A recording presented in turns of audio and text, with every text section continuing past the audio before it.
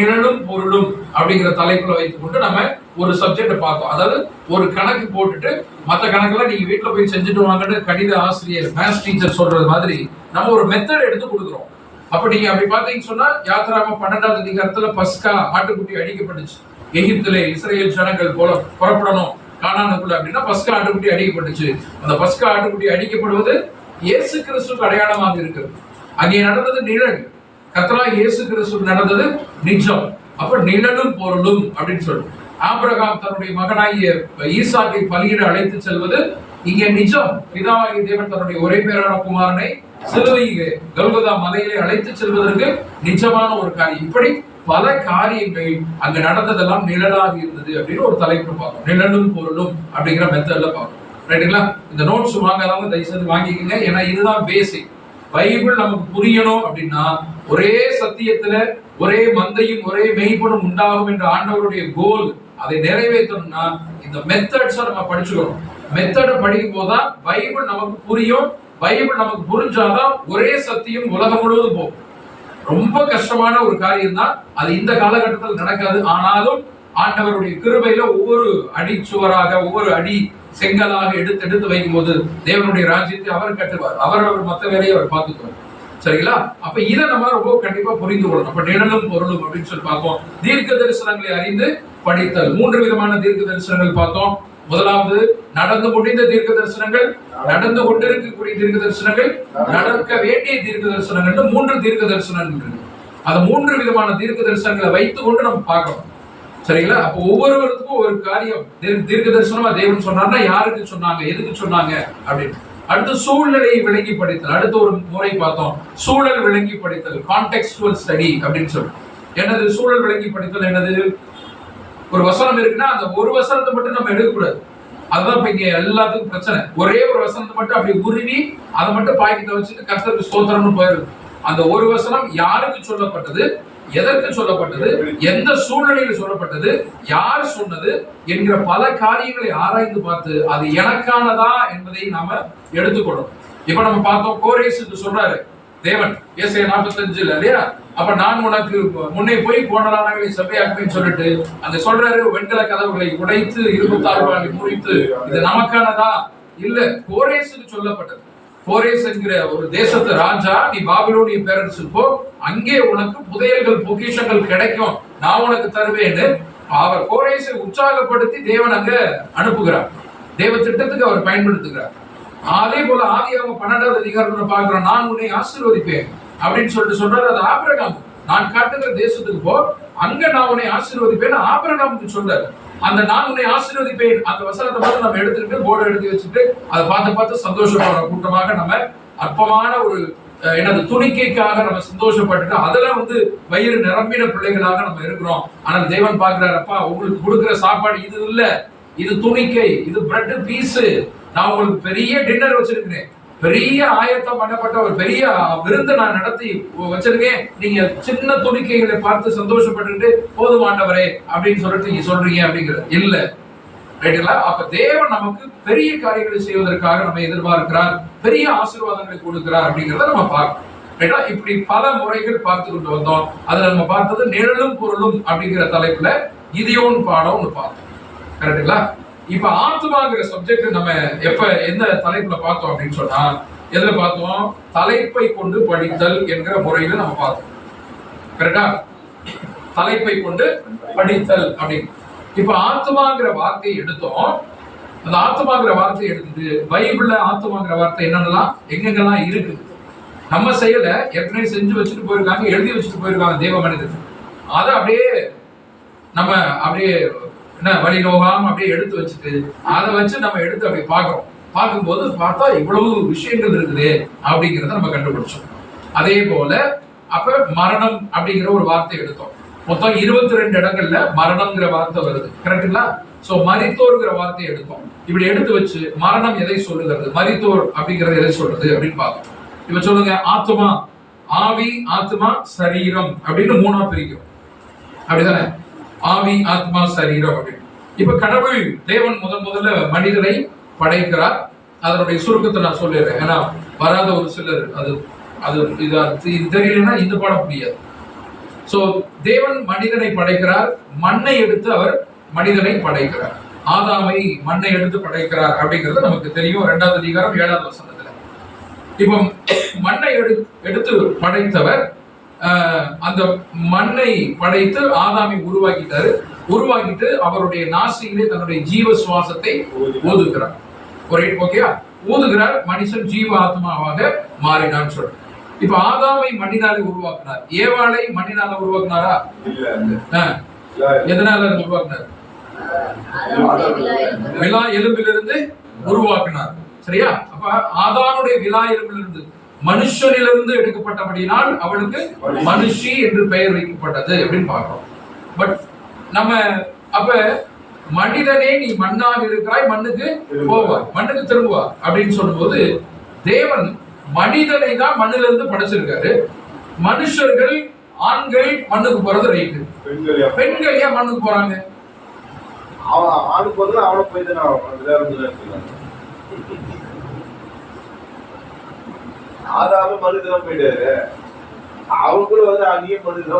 மனிதனே நீ மண்ணா இருக்கிற, மண்ணுக்கு திரும்புவ. மனுஷனை ஆணை ஆதாமை மண்ணிலிருந்து உருவாக்குறது, இறந்தவரும் மண்ணுக்கு போயிடுறாரு. ஆண்கள் எல்லாம் மண்ணுக்கு போறாங்க, பெண்கள் ஏன் மண்ணுக்கு போறாங்க?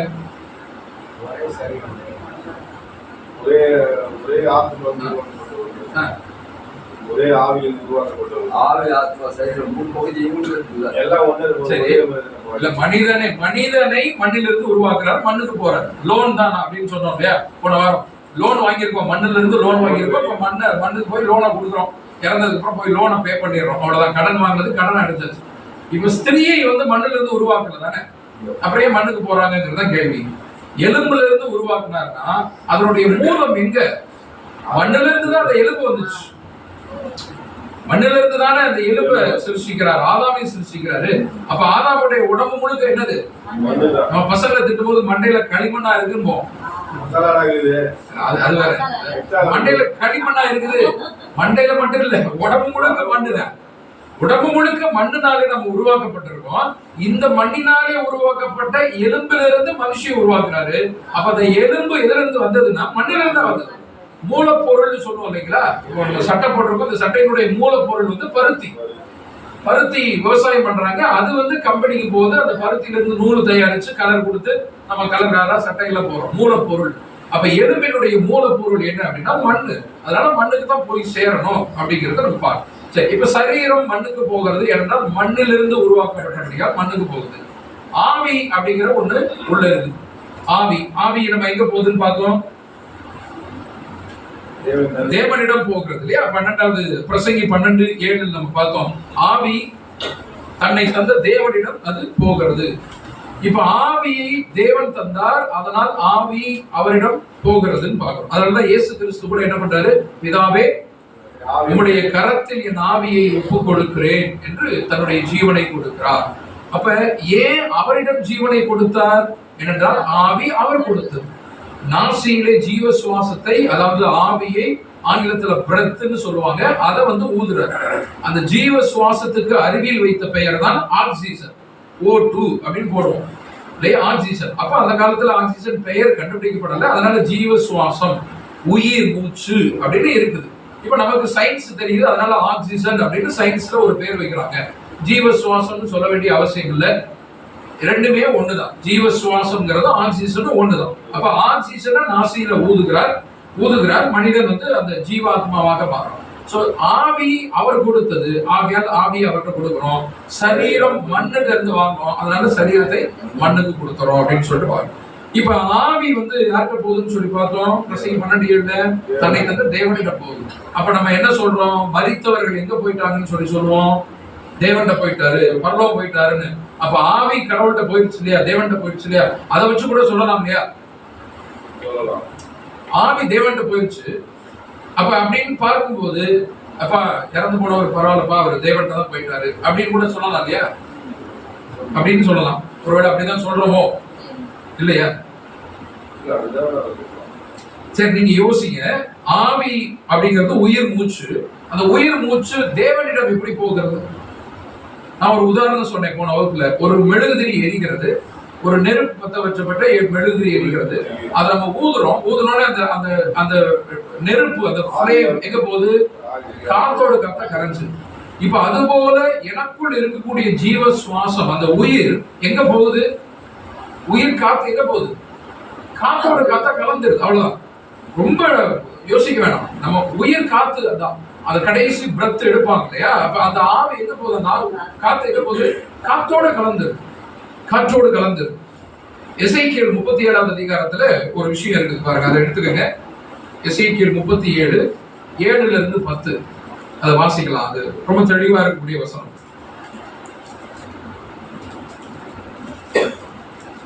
உலர்ந்த எலும்புகளை பற்றி தீர்க்க தரிசனம் 37 7 - 10. கர்த்தர் உரைக்கிறது என்னவென்றால், என்னிடத்தில் விசாரிக்கும்படி உங்களை எங்களிடத்திற்கு அனுப்பின யூதாவின் ராஜாவை நீங்கள் நோக்கி, இதோ உங்களுக்கு ஒட்டாசையாக புறப்படப்பட்ட பார்வோனின் சேனை தன் தேசமாக இழுத்து திரும்பி போகும். எசேக்கியேல் 37 எனக்கு கட்டளையிட்டபடி நான் தீர்க்க தரிசனம் உரைத்தேன். நான் தீர்க்க தரிசனம் உரைக்கையில் ஒரு இரைச்சல் உண்டாயிற்று. இதோ அசை உண்டாகி ஒவ்வொரு எலும்பும் தன் தன் எலும்போடு சேர்ந்து கொண்டது. ஒவ்வொரு எலும்பும் தன் தன் எலும்போடு சேர்ந்து கொண்டது. நான் பார்த்துட்டே இருக்கிறேன். இதோ அவைகள் மேல் நரம்புகளும் மாம்சமும் உண்டாயிற்று. அப்படியே அதை கொஞ்சம் அப்படியே நினைச்சு பாருங்க. அப்படியே எலும்புகள் எல்லாம் ஒண்ணு சேருது. அந்த எலும்புகள் மேல அப்படியே நரம்புகள் உண்டாகிறது. மாம்சம் அப்படியே மாம்சம் கறி வந்து ஒட்டுகிறது. மேற்புறம் எங்கும் தோலினால் மூடப்பட்டது. மேற்புறம் எங்கும் தோலினால் மூடப்பட்டது. நான் பார்த்துக்கிட்டே இருக்கேங்க. உலர்ந்து போன தனித்தனியா கிடந்த எலும்புகள் எல்லாம் அப்படியே ஒன்னா உயிரடைகிறது. ஒரு மனுஷனாக அப்படி நிக்குது. அப்படியே பார்த்துக்கிட்டே இருக்கேன். தசை வந்து உள்ள சதை எல்லாம் வந்து அங்கங்க அப்படியே விட்டுது. அதுக்கப்புறம் நரம்புகள் எல்லாம் உள்ள வருது. அப்புறம் பாத்தீங்கன்னா அப்படியே மேல வந்து ஒரு மேல் மூடி, ஒரு தோல் வந்து அப்படியே மூடுகிறது. ஒரு மனுஷன் ரெடி ஆயிட்டான். ஆனா என்ன இல்ல? உயிர் இல்ல, ஆவி இல்லாமல் இருந்தது. சரி, இப்ப ஆவி வரப்போகுது பாருங்க. இப்ப நல்லா புரியுதுங்களா? நல்லா கவனிக்கிறீங்களா? அப்போ ஒரு மனிதன் நிக்கிறான். இப்ப அப்படியே என்ன பாருங்க, ஒரு மனிதன் நிக்கிறான். அப்படியே எலும்புகள் வந்து நிக்குது. தசைகள் எல்லாம் ஒட்டிருச்சு. நரம்புகள் எல்லாம் உள்ள வந்துருச்சு. அதுக்கப்புறம் அதை அப்படியே தோலினாலே அப்படியே மூடுகிறார். இப்ப எது மட்டும் இல்லைன்னா ஆவி மட்டும் இல்ல, அந்த உயிர் காத்து மட்டும் இல்ல, மனுஷன் அப்படியே எழுந்திருச்சு நிக்கிறான். இப்ப ஆவியை எப்படி கொண்டு வர்றாரு பாருங்க தேவன். அப்பொழுது அவர் என்னை பார்த்து, நீ ஆவியை நோக்கி தீர்க்க தரிசனம் உரை. ஆவியை நோக்கி, ஆவியின் இடத்துல காற்று, நூமா என்கிற வார்த்தை போறாங்க. காற்றை நோக்கி நீ பேசு, கடலை நோக்கி பேசுங்கிறது போல காற்றை நோக்கி பேசு. என்ன சொல்ற? புத்திரனே, நீ தீர்க்க தரிசனம் உரைத்து ஆவியை நோக்கி கர்த்தராகிய ஆண்டவர் உரைக்கிறது என்னவென்று. தேவன் என்ன சொல்றாரு தெரியுமா? காற்றே, கர்த்தராகிய ஆண்டவர் உன்னை படைத்த கடவுள் என்ன தெரியுமா சொல்றாரு? காற்றே, ஆவியே, காற்றே, காற்று திசை நான்கிலும் நீ நான்கிலும் இருந்து வந்து கொலையுண்ட இவர்கள் மேல் உயிரடையும்படிக்கு இவர்கள் மேல் ஊது என்கிறார். காற்றை பார்த்து சொல்றாரு, தேவன் சொல்றாரு. அப்படி நீ சொல்லுப்பா அப்படின்னு சொல்றாரு. எசேக்கியேல் தீர்க்கதரிசி சொல்றாரு. இப்ப எசேக்கியேல் போய் பார்த்து சொல்றாரு, காத்தை பார்த்து பேசுறாரு. காற்றே, உன்னை படைத்த தேவனாகிய கர்த்தர் சொல்லுகிறது என்னவென்றால், நீ நான்கு புறத்திலும் இருந்து நீ வந்து கொலையுண்ட இவர்கள் மேல் இவர்கள் உயிரடையும்படிக்கு இவர்கள் மேல் ஊது என்கிறார் என்று சொல் என்றார். காத்த வந்து ஊத சொல்லு.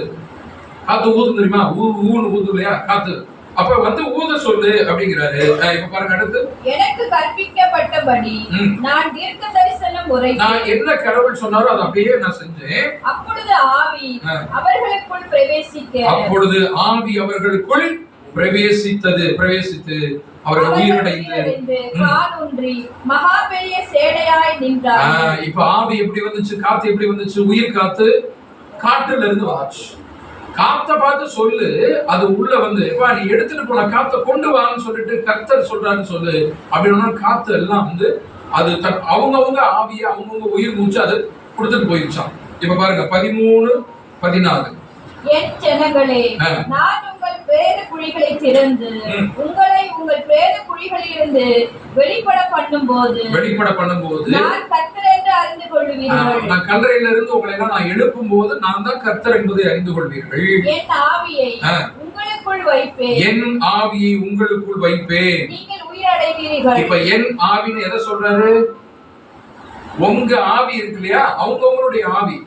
கல்லறையில இருந்து நான் எழுப்பும் போது நானே கர்த்தர் என்பதை நீங்கள் அறிந்து கொள்வீர்கள். நான் என்னுடைய ஆவியை உங்களுக்குள்ள வைக்கிறேன். இப்ப அவர்களுக்குள் வந்த ஆவி எங்க இருந்து வந்துச்சு? காற்று மண்டலத்திலிருந்து தான் வந்தது. காற்று மண்டலத்திலிருந்து வந்த ஆவியை கர்த்தர் சொல்றாரு என் ஆவி அப்படிங்கிறாரு. பரிசுத்தாவி கிடையாது. இங்க இஸ்ரேல் ஜனங்களுக்கு பரிசுத்தாவி கிடையாது. உலர்ந்து போன எலும்புகளுக்கு பரிசுத்தாவி இல்ல. என்ன ஆவினா இந்த பரிசுத்தாவியை கொடுக்கிறாரு? இல்ல, என் ஆவியை நான் கொடுக்கிறேன். என் ஆவினா என் உயிரை நான் கொடுக்கிறேன். என் உயிரை கொடுக்கிறேன். எங்க இருந்து கொடுக்கிறாரு? பர்வதத்துல இருந்து கொண்டு வந்து கொடுக்கல, பூமியில இருந்து கல்லறையில இருந்து கொண்டு வந்து கொடுக்கல. இந்த காற்று மண்டலத்தில் இருக்கக்கூடிய உங்கள் ஆவி, உங்கள் உயிரை நான் உங்களுக்கு திருப்பி கொடுக்கிறேன். அதனால் நான் கர்த்தர் என்று நீங்கள் அறிந்து கொள்வீர்கள். ஆமென். தெளிவாருக்கா? இப்ப காற்று, உயிர் காத்து எங்க போகுது? இப்ப தன்னை தந்த தேவனிடம் செல்கிறது. இந்த காற்று மண்டலம் யாருடையது? இந்த கடல் யாருடையது? வானம் யாருடையது? பூமி யாருடையது? எல்லாம் அவருடையது. எல்லாம் அவருடையது என்பதனால நம்ம சொல்றோம் தேவன்கிட்ட போயிட்டாங்க. சரியா? ஆக்சுவலா எங்க போகுது? உயிர் காத்து காற்றோட காற்றா கலந்து அந்த எரிந்து கொண்டிருக்கிற மெழுகுதிரி, அந்த ஃப்ளேம் எங்க போகுது? நெருப்பு எங்க போகுது? காற்றோட காற்றா கலந்துருக்கு. அவ்வளவு கரெக்டானுங்க. ஓகே. பரலோகத்துக்கெல்லாம் போகல. உயிர் காத்து பரலோகத்துக்கெல்லாம் போகாது. காற்று மண்டலம் நீங்க பாத்தீங்கன்னா ஒரு 20 கிலோமீட்டருக்கு மேலே காற்று மண்டலம் கிடையாது. ஆக்சிஜன் சிலிண்டர் தூக்கிட்டு தான் போகணும். கரெக்டா? அப்ப இந்த காற்று மண்டலத்தில் தான் அத்தனை கோடி ஜீவராசிகளுடைய உயிர் மூச்சும் உலாவி கொண்டு இருக்கிறது. கரெக்டுங்களா? இதுதான் சயின்ஸ் சொல்லுது. எப்பயுமே பைபிள் சயின்ஸுக்கு எதிராக போகவே கூடாது. பைபிளும் சயின்ஸும் பைபிளுக்கு எதிராக போக கூடாது. ஆனா அவங்க போவாங்க. அதை பத்தி நமக்கு கவலை இல்லை. ஆனால் அறிவியலாளர்களோடு நம்ம மெய்ஞானம் படைத்தவர்கள் விஞ்ஞானத்தோடு ஒத்து போகுதான் பார்க்கணும். ஒத்து போகிற மாதிரி தான் வரணும். ஏன்னா தேவன் படைத்துதான் இந்த உலகம், தேவன் படைத்துதான் இந்த சயின்ஸ். அதனால எதிராக நம்ம போகுதா அப்படிங்கறத பார்த்துட்டு ஒரு சில காரியங்கள் இருக்கலாம். ஆனால் கூடுமான வரை பார்த்தீங்கன்னு சொன்னா அதுல சயின்ஸ் இருக்கும். தேவனுடைய செயல்கள் எல்லாவற்றிலும் சயின்ஸ் இருக்கும், விஞ்ஞானம் இருக்கும். மெய்ஞானம் அதை நம்ம புரிந்து கொள்ள வேண்டும். சரிங்களா? சோ இதை நம்ம பார்த்தோம். இப்ப புரியுதுங்களா?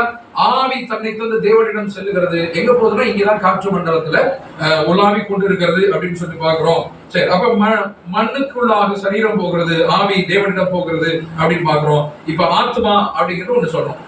ஆத்மா அப்படின்னு சொல்லும் போது அதை நம்ம என்ன வார்த்தை போட்டோம்? நெஃபேஸ் என்கிற ஒரு வார்த்தையும் சூஹே என்கிற ஒரு வார்த்தையும் போறாங்க. நம்ம ஏற்கனவே பார்த்ததான். நெஃபேஸ் அல்லது சூஹே அப்படிங்கிறது ஹீப்ரு வார்த்தை நெஃபேஸ், கிரேக்க வார்த்தை சூஹே அப்படிங்கிற வார்த்தை. இப்ப இந்த ஆத்மாங்கிறது தமிழ் வார்த்தையா? இல்ல, இது சான்ஸ்கிரிட் வேர்ட், சமஸ்கிருத வார்த்தை. ரைட்டா? இந்த ஆத்மாங்கிறது சமஸ்கிருத வார்த்தை. இத மொழிபெயர்க்கும் போது திருவுலி உட்பட பல பைபிள்ல என்னென்ன வார்த்தைகளை வந்துச்சுன்னு பார்த்தோம். கரெக்டா சொல்றாரு. ஆத்மாங்கிற இடத்துல எல்லாம் பாத்தீங்கன்னா நபர்கள்னு வருது. இப்ப ஆத்மா 12வது அதிகாரத்துல ஆட்டுக்குட்டி அடி, அவரவர்களுடைய உங்கள் வீட்டு ஆத்துமாக்களுக்கு தக்கதாக நீ ஆட்டுக்குட்டியை பொடிங்கிறது. அப்ப ஆத்துமாக்கள் அந்த இடத்துல என்ன அர்த்தம்? நபர்கள், பர்சன்ஸ் இல்லையா? நம்ம உங்க சபையில எத்தனை ஆத்துமாக்கள் வர்றாங்க, எத்தனை நபர்கள் வர்றாங்க? ஆத்துமா ஆதாயம் பண்ணிட்டியா? ஆத்துமா அறுவடை செஞ்சிட்டியா? மகாத்மா காந்தி, அப்ப கிரேட் மேன், அதுதான் மகாத்மா. ஒரு பெரிய மனுஷரியா, யாரும் இப்படி எல்லாம் செய்ய மாட்டாங்கப்பா, அது இல்லைங்களா? சோ இப்படித்தான் உயர்வாக அப்ப நபர்கள் என்கிற அர்த்தம் கொடுக்கிறது ஆத்மா அப்படின்னு பார்த்தோம். ஒண்ணு. அடுத்த இரண்டாவதாக ஆத்மா வேற என்ன வார்த்தைகள் வந்துச்சு? உள்ளம், மனம். கரெக்டுங்களா? உள்ளம், மனம் என்கிற ஒரு வார்த்தை வந்தது. ஆத்மா அப்படிங்கிறது உள்ளம். உள்ளம்ங்கிறது என்னது? உள்ளம்ங்கிறது என்னது? சிந்தை தான் உள்ளம். சிந்தை தான் உள்ளம். மற்றபடி ஹார்ட் அப்படிங்கிறது அதுக்கு எந்த விதமான உணர்வுகளும் கிடையாது. அது அதனுடைய வேலையை, லேப்டாப் வேலையை மட்டும்தான் செய்யும். இருதயத்தின் யோசனைகள் அப்படின்னா இருக்கும். இருதயம் என்னைக்குமே யோசிக்காது. ஆக்சுவலா அங்க என்ன வரணும்னா மைண்ட், சிந்தனை. சரிங்களா? இருதயத்தின் யோசனைகள் என்றால் மைண்ட் தான். மைண்ட் தான் யோசிக்கும். மனதுன்னு சொல்றோம், மனசாட்சின்னு சொல்றோம், இதெல்லாம் மைண்ட் தான்.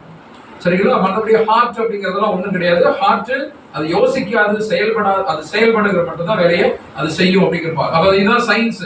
நம்ம மட்டும் இல்ல, இருதயத்தின் யோசனைகள். உன் இருதயத்தில் என்ன யோசித்துக் கொண்டு இருக்க? இருதயம் எப்படி யோசிக்கும்? ஆமா, சயின்ஸ் படி பார்த்தோம்னு சொன்னா சயின்ஸ் படி இருதயம் யோசிக்காது. அப்ப எது மனிதனுக்குள் யோசிக்கிறதுனா சிந்தனை தான், மூளைதான் யோசிக்குது. அவ்வளவுதான், மூளைதான் யோசிக்குது. கரெக்டுங்களா? அப்ப இதைதான் ஆத்மா என்று வேதம் சொல்கிறது. பல மொழிபெயர்ப்புகளை வைத்து பார்த்தோம். இது போன வகுப்புல நாங்க பார்த்தோம். தயவுசெய்து போன வகுப்பு வரலைன்னா இது புரியாது. நோட்ஸ் நீங்க வாங்கிக்கங்க, கேட்டுக்கங்க. எனக்கு குழப்பிக்க கூடாது.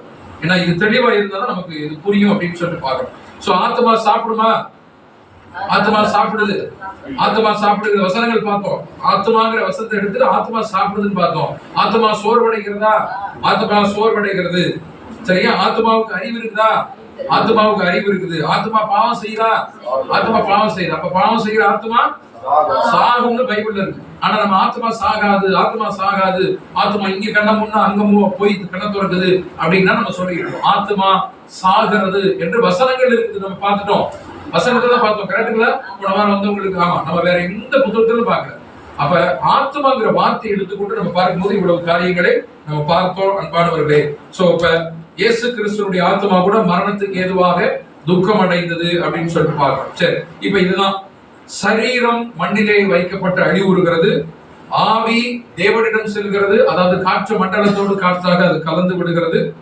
ஆத்மா என்பதும் அழிவுறுகிறது. சிந்தை அப்படின்னு எடுத்தாலும் அது அழிவடைகிறது. சரீரம் என்றாலும் அதுவும் மண்ணுக்குள்ள மண்ணா போட்டு அழிவடைகிறது அப்படிங்கிறது நம்ம அங்க பார்த்த ஒரு காரியமா இருக்கு. சரி, இப்ப நம்ம இது வந்து போன வாரம் பார்த்தது, முந்தின வாரம் பார்த்தது ஆத்மா. போன வாரம் என்ன படம் பார்த்தோம்? மரித்தோர் எங்கே. இப்ப ஆத்மா அப்படின்னு சொல்லும் போது மரணத்தை குறித்து நம்ம பார்க்கணும். அப்ப மரணம் அப்படிங்கிறத வைத்து நம்ம பார்க்கும்போது மரித்தவர்கள் எங்கே இருக்கிறார்கள் பார்க்கணும். இப்ப மரித்தவர்கள் எங்க இருக்கிறாங்க? எங்க புதைச்சாங்களோ, எங்க இறந்து போனாங்களோ அங்கேயேதான் அவங்க இருக்கிறாங்க அப்படிங்கிறது. அப்ப யாராவது பரிசுத்தவான்கள் எல்லோரும் பரலோகத்துல இருக்கிறாங்களா அப்படின்னா இல்ல. ஒரே ஒரு சுப்ரீம் கோர்ட்னு சொல்லி சொன்னோம் இல்லையா? இந்தியாவினுடைய சுப்ரீம் கோர்ட் போல நம்ம கிறிஸ்தவத்தினுடைய சுப்ரீம் கோர்ட் இயேசு கிறிஸ்து. அவர் சொல்றார் யோவான் 3:13 3வது அதிகாரம் யோவான் புத்தகம் 13வது வசனம். என்ன வசனம்? மனப்பாடம் பண்ண ஆரம்பிச்சோம். இனிமே யோவான் 3:13 பரலோகத்தில் இருக்கிறவரும் பரலோகத்தில் இருந்து இறங்கினவரும் அல்லாமல் பரலோகத்துக்கு ஏறி போனவன் ஒருவனும் இல்லை.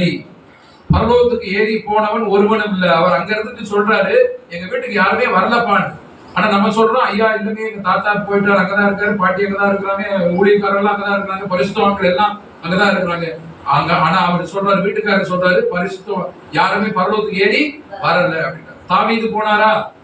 தாவீது பரலோகத்துக்கு எழுந்து போகவில்லையே. வசனம் நம்ம வாசித்தோம் அப்போஸ்தலர் 2வது அதிகாரத்துல.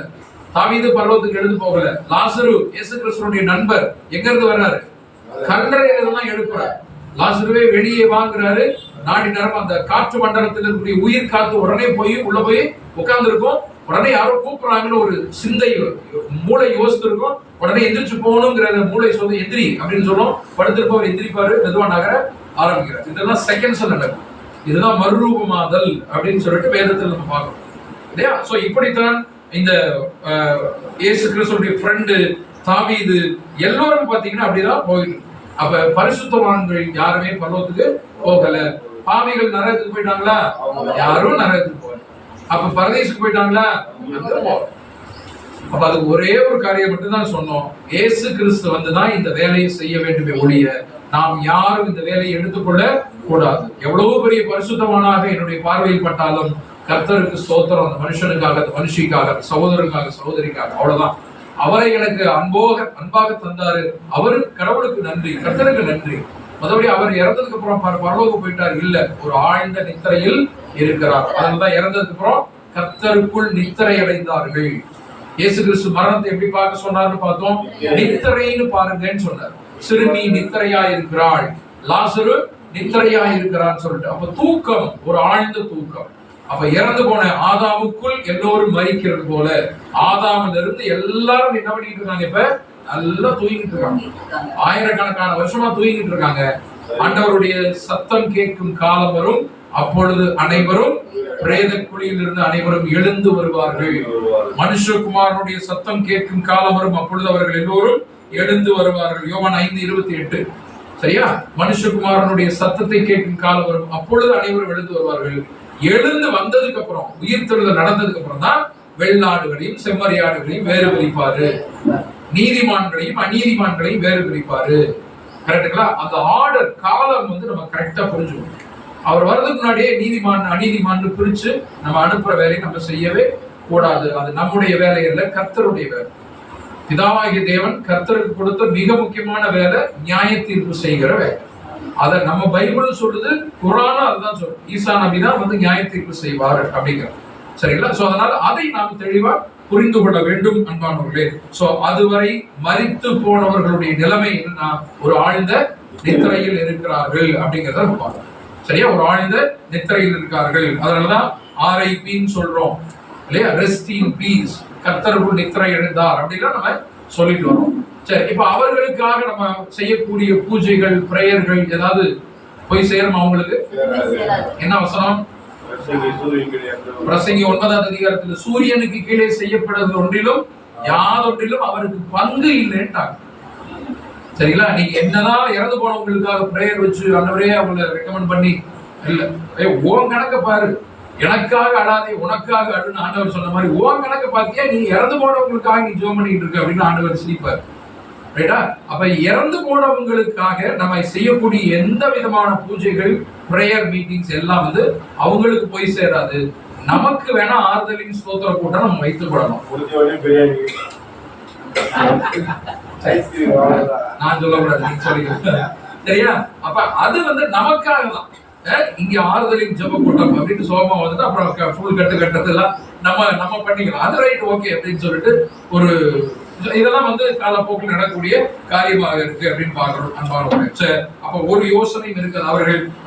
அவர்கள் வைக்கக்கூடிய சிநேகம், அவர்கள் கொண்டிருக்கக்கூடிய பகை, அன்பு, செத்து போனவங்க வந்தாங்க, ஏற்கனவே எங்களுக்கும் உங்களுக்கும் விரோதம், அதனால வந்து அடிக்க வந்தாங்க, மிரட்ட வந்தாங்க, ஒன்னும் செய்ய முடியாது. இறந்து போனவங்க ஒரு பொழுதும் வர முடியாது. இறந்து போனவங்க ஆவியா வந்து பயமுறுத்துறாங்க, வந்தாங்க, பார்த்தோம், அதெல்லாம் உள்ள தப்பு. நம்ம சென்னை பாஷையில் சொன்னா கப்சா, அதெல்லாம் சரியா? கப்சா, சரியா? ஏன்னா வர முடியாது. இறந்தவர்கள் ஆவியாக ஒரு பொழுதும் வர முடியாது. இப்போ ஒரு கேள்வி கேட்கிறோம், இப்பதான் பாடத்துக்கு போறோம். அப்படி என்றால் சாமுவேல் ஆவி வந்துச்சா? எங்க வந்துச்சு? எந்த சூழ்நிலை? யார் ராஜாவா இருக்கும்போது? சவுல் ராஜா இருக்கும்போது சாமுவேல் ஆவியை எழுப்புறார். சாமுவேல் ஆவி வந்துச்சு. அப்ப இறந்து போன எங்க தாத்தா வந்து ஆவியா வந்தாருங்க, எங்களுக்காக பரிந்து பேசி கொண்டிருக்கிறார். கத்தோலிக்கத்துல அவங்க என்ன இறந்து போனவங்க நமக்காக பரிந்து பேசி கொண்டிருப்பாங்க அப்படின்னு தான் சொல்லுவாங்க. அப்ப இறந்து போனவர்கள் அவ்வளவுதான், அவங்க ஓட்டத்தை ஓடி முடிச்சாங்க, ஆழ்ந்த நித்திரையில இருக்காங்க. ஆண்டவர் வரும்பொழுது அவர்களுக்கான கிரியைகளுக்கு தக்க பலனை அவர் கொண்டு வந்து கொடுப்பார். பரிசையோ ஆக்கினை தீர்ப்பையோ கொண்டு வந்து கொடுப்பாருங்கிறத. ஓகேங்களா? இப்ப அதுவரை அப்படிங்கும்போது ஒரு ஆழ்ந்த நித்திரையில் இருக்கிறார்கள். சரி, அப்ப இறந்து போனவங்க வர முடியுமா அப்படின்னா வர முடியாது என்று ஆணித்தரமாக நாம் சொல்கிறோம். இல்ல, இறந்து போனவங்க ஒரு சில இடங்கள்ல வந்தாங்க. உதாரணமாக சாமுவேலின் ஆவி வந்தது, எப்படி வந்துச்சு இல்லையா? அதை நம்ம பார்க்க போறோம். அடுத்து இறந்து போன மறுரூப மலையில யார் வந்தது? இயேசு கிறிஸ்துவோட எலியாவும் மோசேயும் வந்தாங்களே, அது எப்படி வந்து பேசினாங்களே, அப்ப அது எப்படி? இரண்டாவது பார்க்க போறோம். அடுத்து மூணாவது, இந்த இறந்து போனவங்க எல்லாம் பரலோகத்துக்கு இருக்கிறாங்க, பரதேசில இருக்கிறாங்க, நரகத்துல இருக்காங்க என்பதை ஆணித்தரமாக நம்புவதற்கு அடிப்படையாக இருக்கக்கூடிய ஒரு நிகழ்ச்சி ஐஸ்வர்யவானும் ஏழை லாசரும் என்கிற நிகழ்ச்சி. சோ அந்த நிகழ்ச்சி அப்ப பாருங்க, இறந்து போனவங்களுக்கு தண்டனை கிடைச்சிச்சா? வந்தாரு. இப்ப அது என்ன? இந்த மூன்று நிகழ்ச்சி நம்ம பார்க்க போகிறோம். இப்ப முதல்ல நீங்க எடுத்துக்கங்க, இன்னைக்கு நம்ம தலைப்பு ஆத்மா பார்ட் 3. ஆத்மா 1, ஆத்மா 2 வந்து மரித்தோர் எங்கே பார்த்தோம். இன்னைக்கு ஆத்மா 3 இதோட நம்ம முடிக்கிறோம். இந்த தலைப்பை கொண்டு படித்தல் என்கிற முறையில அப்படி பார்க்கும்போது முதல்ல நம்ம பார்க்க போறது என்னன்னா ஐஸ்வர்யவானும் ஏழை லாசரும். ஐஸ்வர்யவானும் ஏழை லாசரும் அப்படிங்கிற தலைப்புல நம்ம பார்க்கணும். இதுல நம்ம ஏற்கனவே சில கேள்விகளை போன வாரம் கேட்டோம். என்ன கேள்விகள் கேட்டோம்? ஆபிரகாம் மடியில லாசர் போயிட்டு ஐஸ்வர்யன் வந்து தண்ணி எடுத்தோடனே பாத்தீங்களா, ஆபிரகாம் மடியில போய் லாசர் போய் உட்கார்ந்தாரு. உட்கார்ந்த உடனே அவர் வந்து எப்படி அப்படின்னு சொல்லிட்டு எப்படி வந்து ஆபிரகாம் மடிக்கு லாசரு போனார்னா என்னென்ன நன்மைகள் செஞ்சார்? அந்த ஏழை லாசரு என்ன நன்மைகள் புண்ணியம் செஞ்சதுனால ஆபிரகாம் மடிக்கு போறாரு. ஐஸ்வர்யவான் வந்து நரகத்துல வெந்துகிட்டு இருக்காரு. என்ன தீமை செஞ்சாரு, என்ன பாவம் செஞ்சாரு, அக்கிரமம் செஞ்சாரு, நரகத்துல வெந்துகிட்டு இருக்காரு. அப்ப ஐஸ்வர்யவனாக இருந்தாலே நரகத்துக்கு போலாம் அப்படின்னாலே முக்கால்வாசி கிறிஸ்துவ, நம்ம அடுத்த வீட்டை பார்க்கணும். நம்ம வீட்டுல முக்கால்வாசி கிறிஸ்தவ பணக்காரர்களே எங்க போனோம்? என்ன சத்தத்தையே காணும், நரகத்துக்கு போன மாதிரி. ஐஸ்வர்யவான் என்ன தப்பு பண்ணாரு, நரகத்துக்கு போனோம் நம்ம கேட்கணும். அடுத்து ஒரு சொட்டு தண்ணீரை கொண்டு வந்து கொடுங்க, ரொம்ப ட்ரையா இருக்குது, ஒரு சொட்டு விரலினாலே நனைச்சு இப்படி கொண்டு போய் கொடுத்தா உடனே தண்ணி தாக்கம் இருந்துருமா? அப்ப என்னது ஒரு சொட்டு தண்ணி? இப்படி பல கேள்விகள். அப்ப நல்லவங்க எல்லாம் ஆபிரகாம் மடிக்கு போனா எத்தனை பேர் அவர் மடியில உட்கார வச்சுக்க முடியும்? ஆபிரகாம் மடியில் இப்படி பல கேள்விகள் நம்ம கேட்டுக்கிட்டே போகலாம். அப்ப இந்த கேள்விகளுக்கான பதில்கள் என்ன அப்படின்னு பார்க்கும்போது, முதல்ல இது வந்து ஒரு ஓமை என்பதை நீங்க புரிஞ்சுக்கணும். ஒரு ஓமை, சரியா? இது ஒரு ஓமை அப்படின்னா என்ன அர்த்தம்? ஒரு கதை. ஆங்கிலத்துல பேரபிள் அப்படின்னு சொல்லுவாங்க. பேரபிள் என்னது? பேரபிள் அப்படின்னா என்ன அர்த்தம்? பேரபோல் என்கிற கிரேக்க வார்த்தையிலிருந்து தான் பேரபிள் என்கிற ஆங்கில வார்த்தை வந்துச்சு.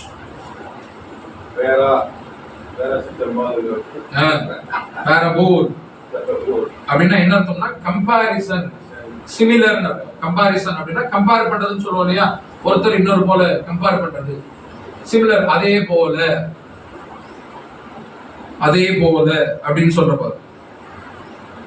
அப்ப இதை போல என்று சொல்றோம் இல்லைங்களா? இப்ப இதுதான் வந்து பேரபிள் அப்படின்னு அர்த்தம். இதை நம்ம பார்த்தோம். படித்து புரிந்து கொள்ளக்கூடிய முறைகள்ல இதுவும் ஒரு முறை. ஓமை மொழி, அடையாளம், மொழிகளை அறிந்து படித்தல் ஒரு மெத்தட் இருக்கு, நம்ம பார்த்தோம் இல்லையா? இப்ப இது வந்து ஓமை மொழி. இயேசு கிறிஸ்து ஒரு ஓமையாக சொல்லுகிறார். ஒரு ஓமையாக ஒரு விஷயத்தை சொல்றார். ஏறக்குறைய 40 ஓமைகள் ஆண்டவர் பேசி இருக்கிறார். அநேக ஓமை வாக்கியங்களை பயன்படுத்தி இருக்கிறார். உதாரணம், நானே நல்ல மேய்ப்பன், நானே வாசல், நானே திராட்சை செடி, இதெல்லாம் ஓமை வாக்கியம். திராட்சை செடினா திராட்சை செடியை வச்சுட்டு கும்பிட முடியுமா? வாசல் உள்ள வந்தோடனே தொட்டு கும்பிட முடியுமா? ஆண்டவர்ப்பா தொட்டு கும்பிடுப்பா அப்படின்னு சொல்ல முடியுமா? நானே வாசல்னு சொன்னாரு இல்ல, ஓமை வாக்கியங்களாக சொல்லுகிறார். சரிங்களா? ஓமை வாக்கியங்களை நிறைய பயன்படுத்துறாரு. 40 ஓமைகள் பயன்படுத்துகிறார். அப்ப ஓமைகளை நம்ம நேரடி பாஷையில படிப்பது போல நாம் படிக்க கூடாது. நேரடி பாஷை என்னது? ஆதியிலே தேவன் வானத்தை பூமியையும் சிருஷ்டித்தார். இது நேரடியாக சொல்லப்பட்டது. இதுல ஏதாவது குழப்பம் இருக்குதா? விளக்கம் தேவையா? தெளிவா இருக்கு. மத்தேயு 1:21, அவருக்கு இயேசு என்று பெயரிடுவாயாக. ரொம்ப தெளிவா இருக்கு. அவருக்கு இயேசுன்னு பேர் வைப்பான். தெளிவா இருக்கு. நேரடியாக சொல்லப்பட்ட வசனங்கள், வார்த்தைகள். இதுல பெரிய விளக்கம்லாம் தேவையில்லை. ஆனால் இது போல ஓமை மொழிகளை நம்ம பயன்படுத்த முடியாது, புரிந்து கொள்ளக்கூடாது. ஓமைகளை புரிந்து கொள்றது வேற மெத்தட்ல புரிந்து கொள்ளணும். என்னது? இது ஒரு கதை, அதான் கம்பாரிசன், சிமிலர்னு போறோம். இது ஒரு கதை இருக்கும். கதை, இந்த கதையில பாத்தீங்கன்னு சொன்னா 2 அர்த்தம் இருக்கு. ஒவ்வொரு ஓமையிலும் 2 அர்த்தங்கள் உண்டு. ஒரு அர்த்தம் மேலோட்டமான அர்த்தம், இன்னொன்று உள்ளான அர்த்தம். மேலோட்டமான அர்த்தம், இன்னொன்று உள்ளான அர்த்தம்.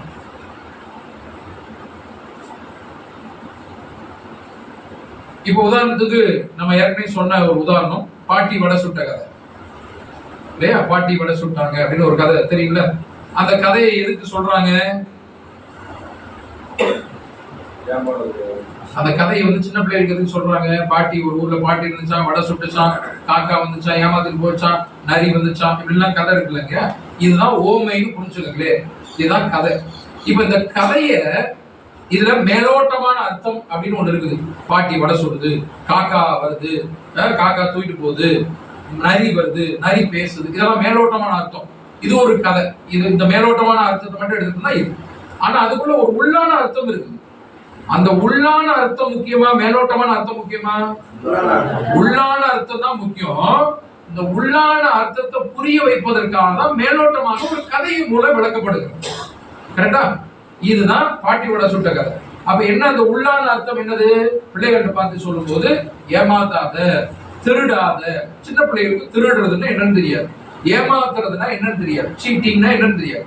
அப்ப அதுக்காக பாட்டி வடை சுட்டுச்சு, காக்கா வந்து தூக்கிட்டு போயிடுச்சு, பாட்டி இந்த பக்கம் திருமணம் தூக்கிட்டு போயிடுச்சு, அதையும் ஒரு வந்து நரி வந்து ஏமாத்துச்சு. இப்ப இந்த கதை வந்து ஞாபகத்துல இருக்குதா? நமக்கு இன்னும் ஞாபகத்துல இருக்கா? கதை வந்து ஞாபகத்துல இருக்கும், ஆனா உள்ள நீங்க ஏமாத்தாத அப்படின்னு சொல்லி பாருங்க மறந்துடும். ஏன்னா அதுக்கு அர்த்தமே என்னன்னு தெரியாது. கதை இன்னும் நம்ம பேசிக்கிட்டு இருக்கோம், நம்ம சின்ன பிள்ளைய படிச்சப்ப சொல்லி கொடுத்தப்ப நம்ம கற்றுக்கொண்ட கதை. அப்ப ரெண்டு விதமான அர்த்தங்கள் உண்டு கதைகளிலே.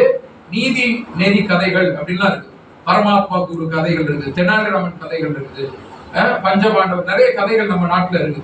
அப்ப இந்த கதைகளுக்குள்ளாக ஒரு அர்த்தம் உண்டு, ஒரு நீதி போதனை உண்டு. அந்த நீதி போதனைக்காக இந்த கதை சொல்லப்படுது. அதுபோலதான் நம்முடைய கர்த்தராகிய இயேசு கிறிஸ்துவும் கதைகளை சொல்லி இருக்கார். ஒரு ஊர்ல அப்படின்னு சொல்லி ஆரம்பிச்சாருன்னா அதுக்குள்ள ஏதோ ஒண்ணு உள்ள விஷயம் வச்சிருக்காருன்னு அர்த்தம். நம்ம என்ன பண்றோம், அந்த மேலோட்டமான அர்த்தத்தை மட்டும் எடுத்துக்கிறோம், உள்ளான அர்த்தத்தை நம்ம எடுக்கிறது இல்ல. அப்படி அல்ல.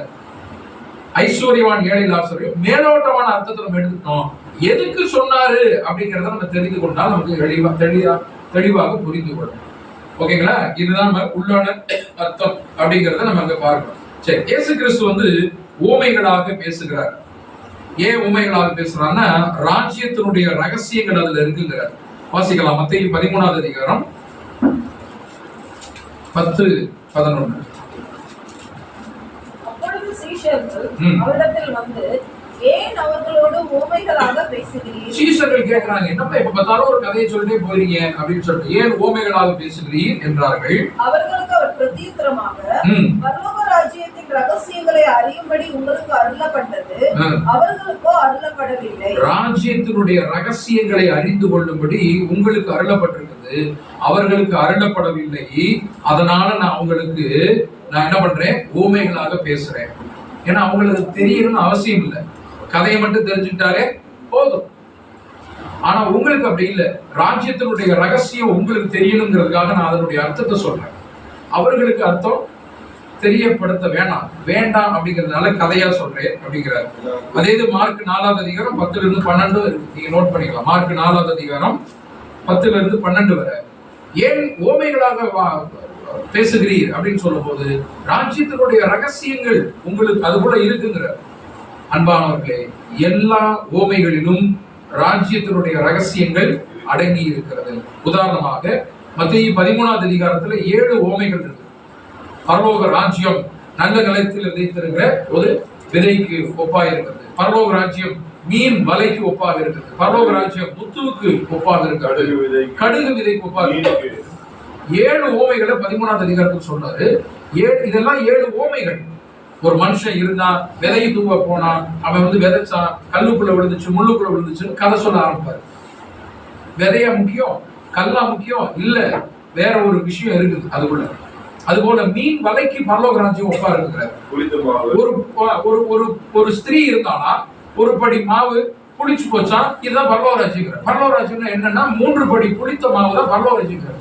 என்னது 3 படி புளித்த மாவு எப்படி பரலோக ராஜ்யம்? அப்படின்னா டெய்லி எங்க வீட்டுல புளிப்பாதான் இருக்குது மாவு. பரலோக ராஜ்யம் டெய்லி வந்துருமே. அப்ப புளிப்பு மாவுன்னா என்ன? புளிப்பு மாவு எதை குறிக்கிறதாக இருக்குது? மீன் வலைக்கு ஒப்பாக இருக்கு. என்ன தெரியும்? அப்ப அதற்குள்ளாக பரலோக ராஜ்யம் என்கிற சத்தியம் இருக்கிறது அன்பானவர்களே. அப்போ ஓமைகளை நாம் மேலோட்டமான அர்த்தம் என்றும் உள்ளான அர்த்தம் என்றும் 2 அர்த்தங்களை நாம் புரிந்து கொள்ள வேண்டும். மேலோட்டமான அர்த்தத்தை விட உள்ளான அர்த்தம், அதற்குள்ளாக ஏதோ ஒரு காரியத்தை மறைத்து வைத்து ஆண்டவர் சொல்லி இருக்கிறார், அதுதான் நம்ம புரிந்து கொள்ள வேண்டும். ஓமைகளில் ராஜ்யத்தினுடைய ரகசியங்கள் அதிலே அடங்கி இருக்கிறது. சரி, இப்ப இந்த விளக்கம் போதும் நினைக்கிறேன். ஓமையை நம்ம, ஏன்னா ஓமை மொழி அப்படின்னு ஒரு மெத்தட் இருக்கு. நம்ம படிக்கும்போது பைபிளை படிக்கிற முறைகள்ல ஓமைகளை எப்படி படிப்பது, அதுதான் நான் இவ்வளவு காரியங்களை சொல்றேன். நிழலும் பொருளும் அதுக்கு ஒரு பாடம் பார்த்துட்டோம். கிதியோன் சப்ஜெக்ட் தலைப்பை கொண்டு படித்தல் அப்படிங்கிறது தான் இப்ப நம்ம ஆத்மா மரணம் அந்த பாடம்லாம் பார்த்துட்டு வரோம். ஓமை மொழியை எப்படி படிக்கிறது அப்படின்னு தான் நம்ம இவ்வளவு தூரம் இந்த விஷயத்த நான் சொல்றேன். சரிங்களா? ஒவ்வொரு மெத்தடுக்குமே பாடங்கள், ரைட்டுங்களா? சரி, இப்ப நம்ம விளக்கத்துக்குள்ள போயிடலாம். ஊமையினுடைய அர்த்தம் என்ன அப்படின்னு. முதல்ல ஐஸ்வர்யவான் யாரை குறிக்கிறது அப்படின்னு சொன்னா ஐஸ்வர்யவான் இஸ்ரேல் தேசத்தை குறிக்கிறது, இஸ்ரேல் ஜனத்தை குறிக்கிறது. இயேசு கிறிஸ்து சொன்ன அந்த ஓமை சரிங்களா, லூக்கா 16வது அதிகாரம் 19 இருந்து 31 வரை நீங்க நோட் பண்ணிக்கங்க. லூக்கா 16 19 இருந்து 31 வரை, 16 19 இருந்து 31 வரை. இப்ப இதுல இந்த ஓமை உங்களுக்கு தெரியும் இல்லையா, வாசிக்கணுமா? ஓமை தெரியும் இல்லையா? சரி, ஐஸ்வர்யம் உள்ள ஒரு மனுஷன் இருந்தான் அப்படின்னு ஆரம்பிக்கிறார். இந்த ஐஸ்வர்யவான் யார சொல்றாருன்னா இவங்க அந்த இஸ்ரேல் ஜனங்களை வந்து சொல்றாரு.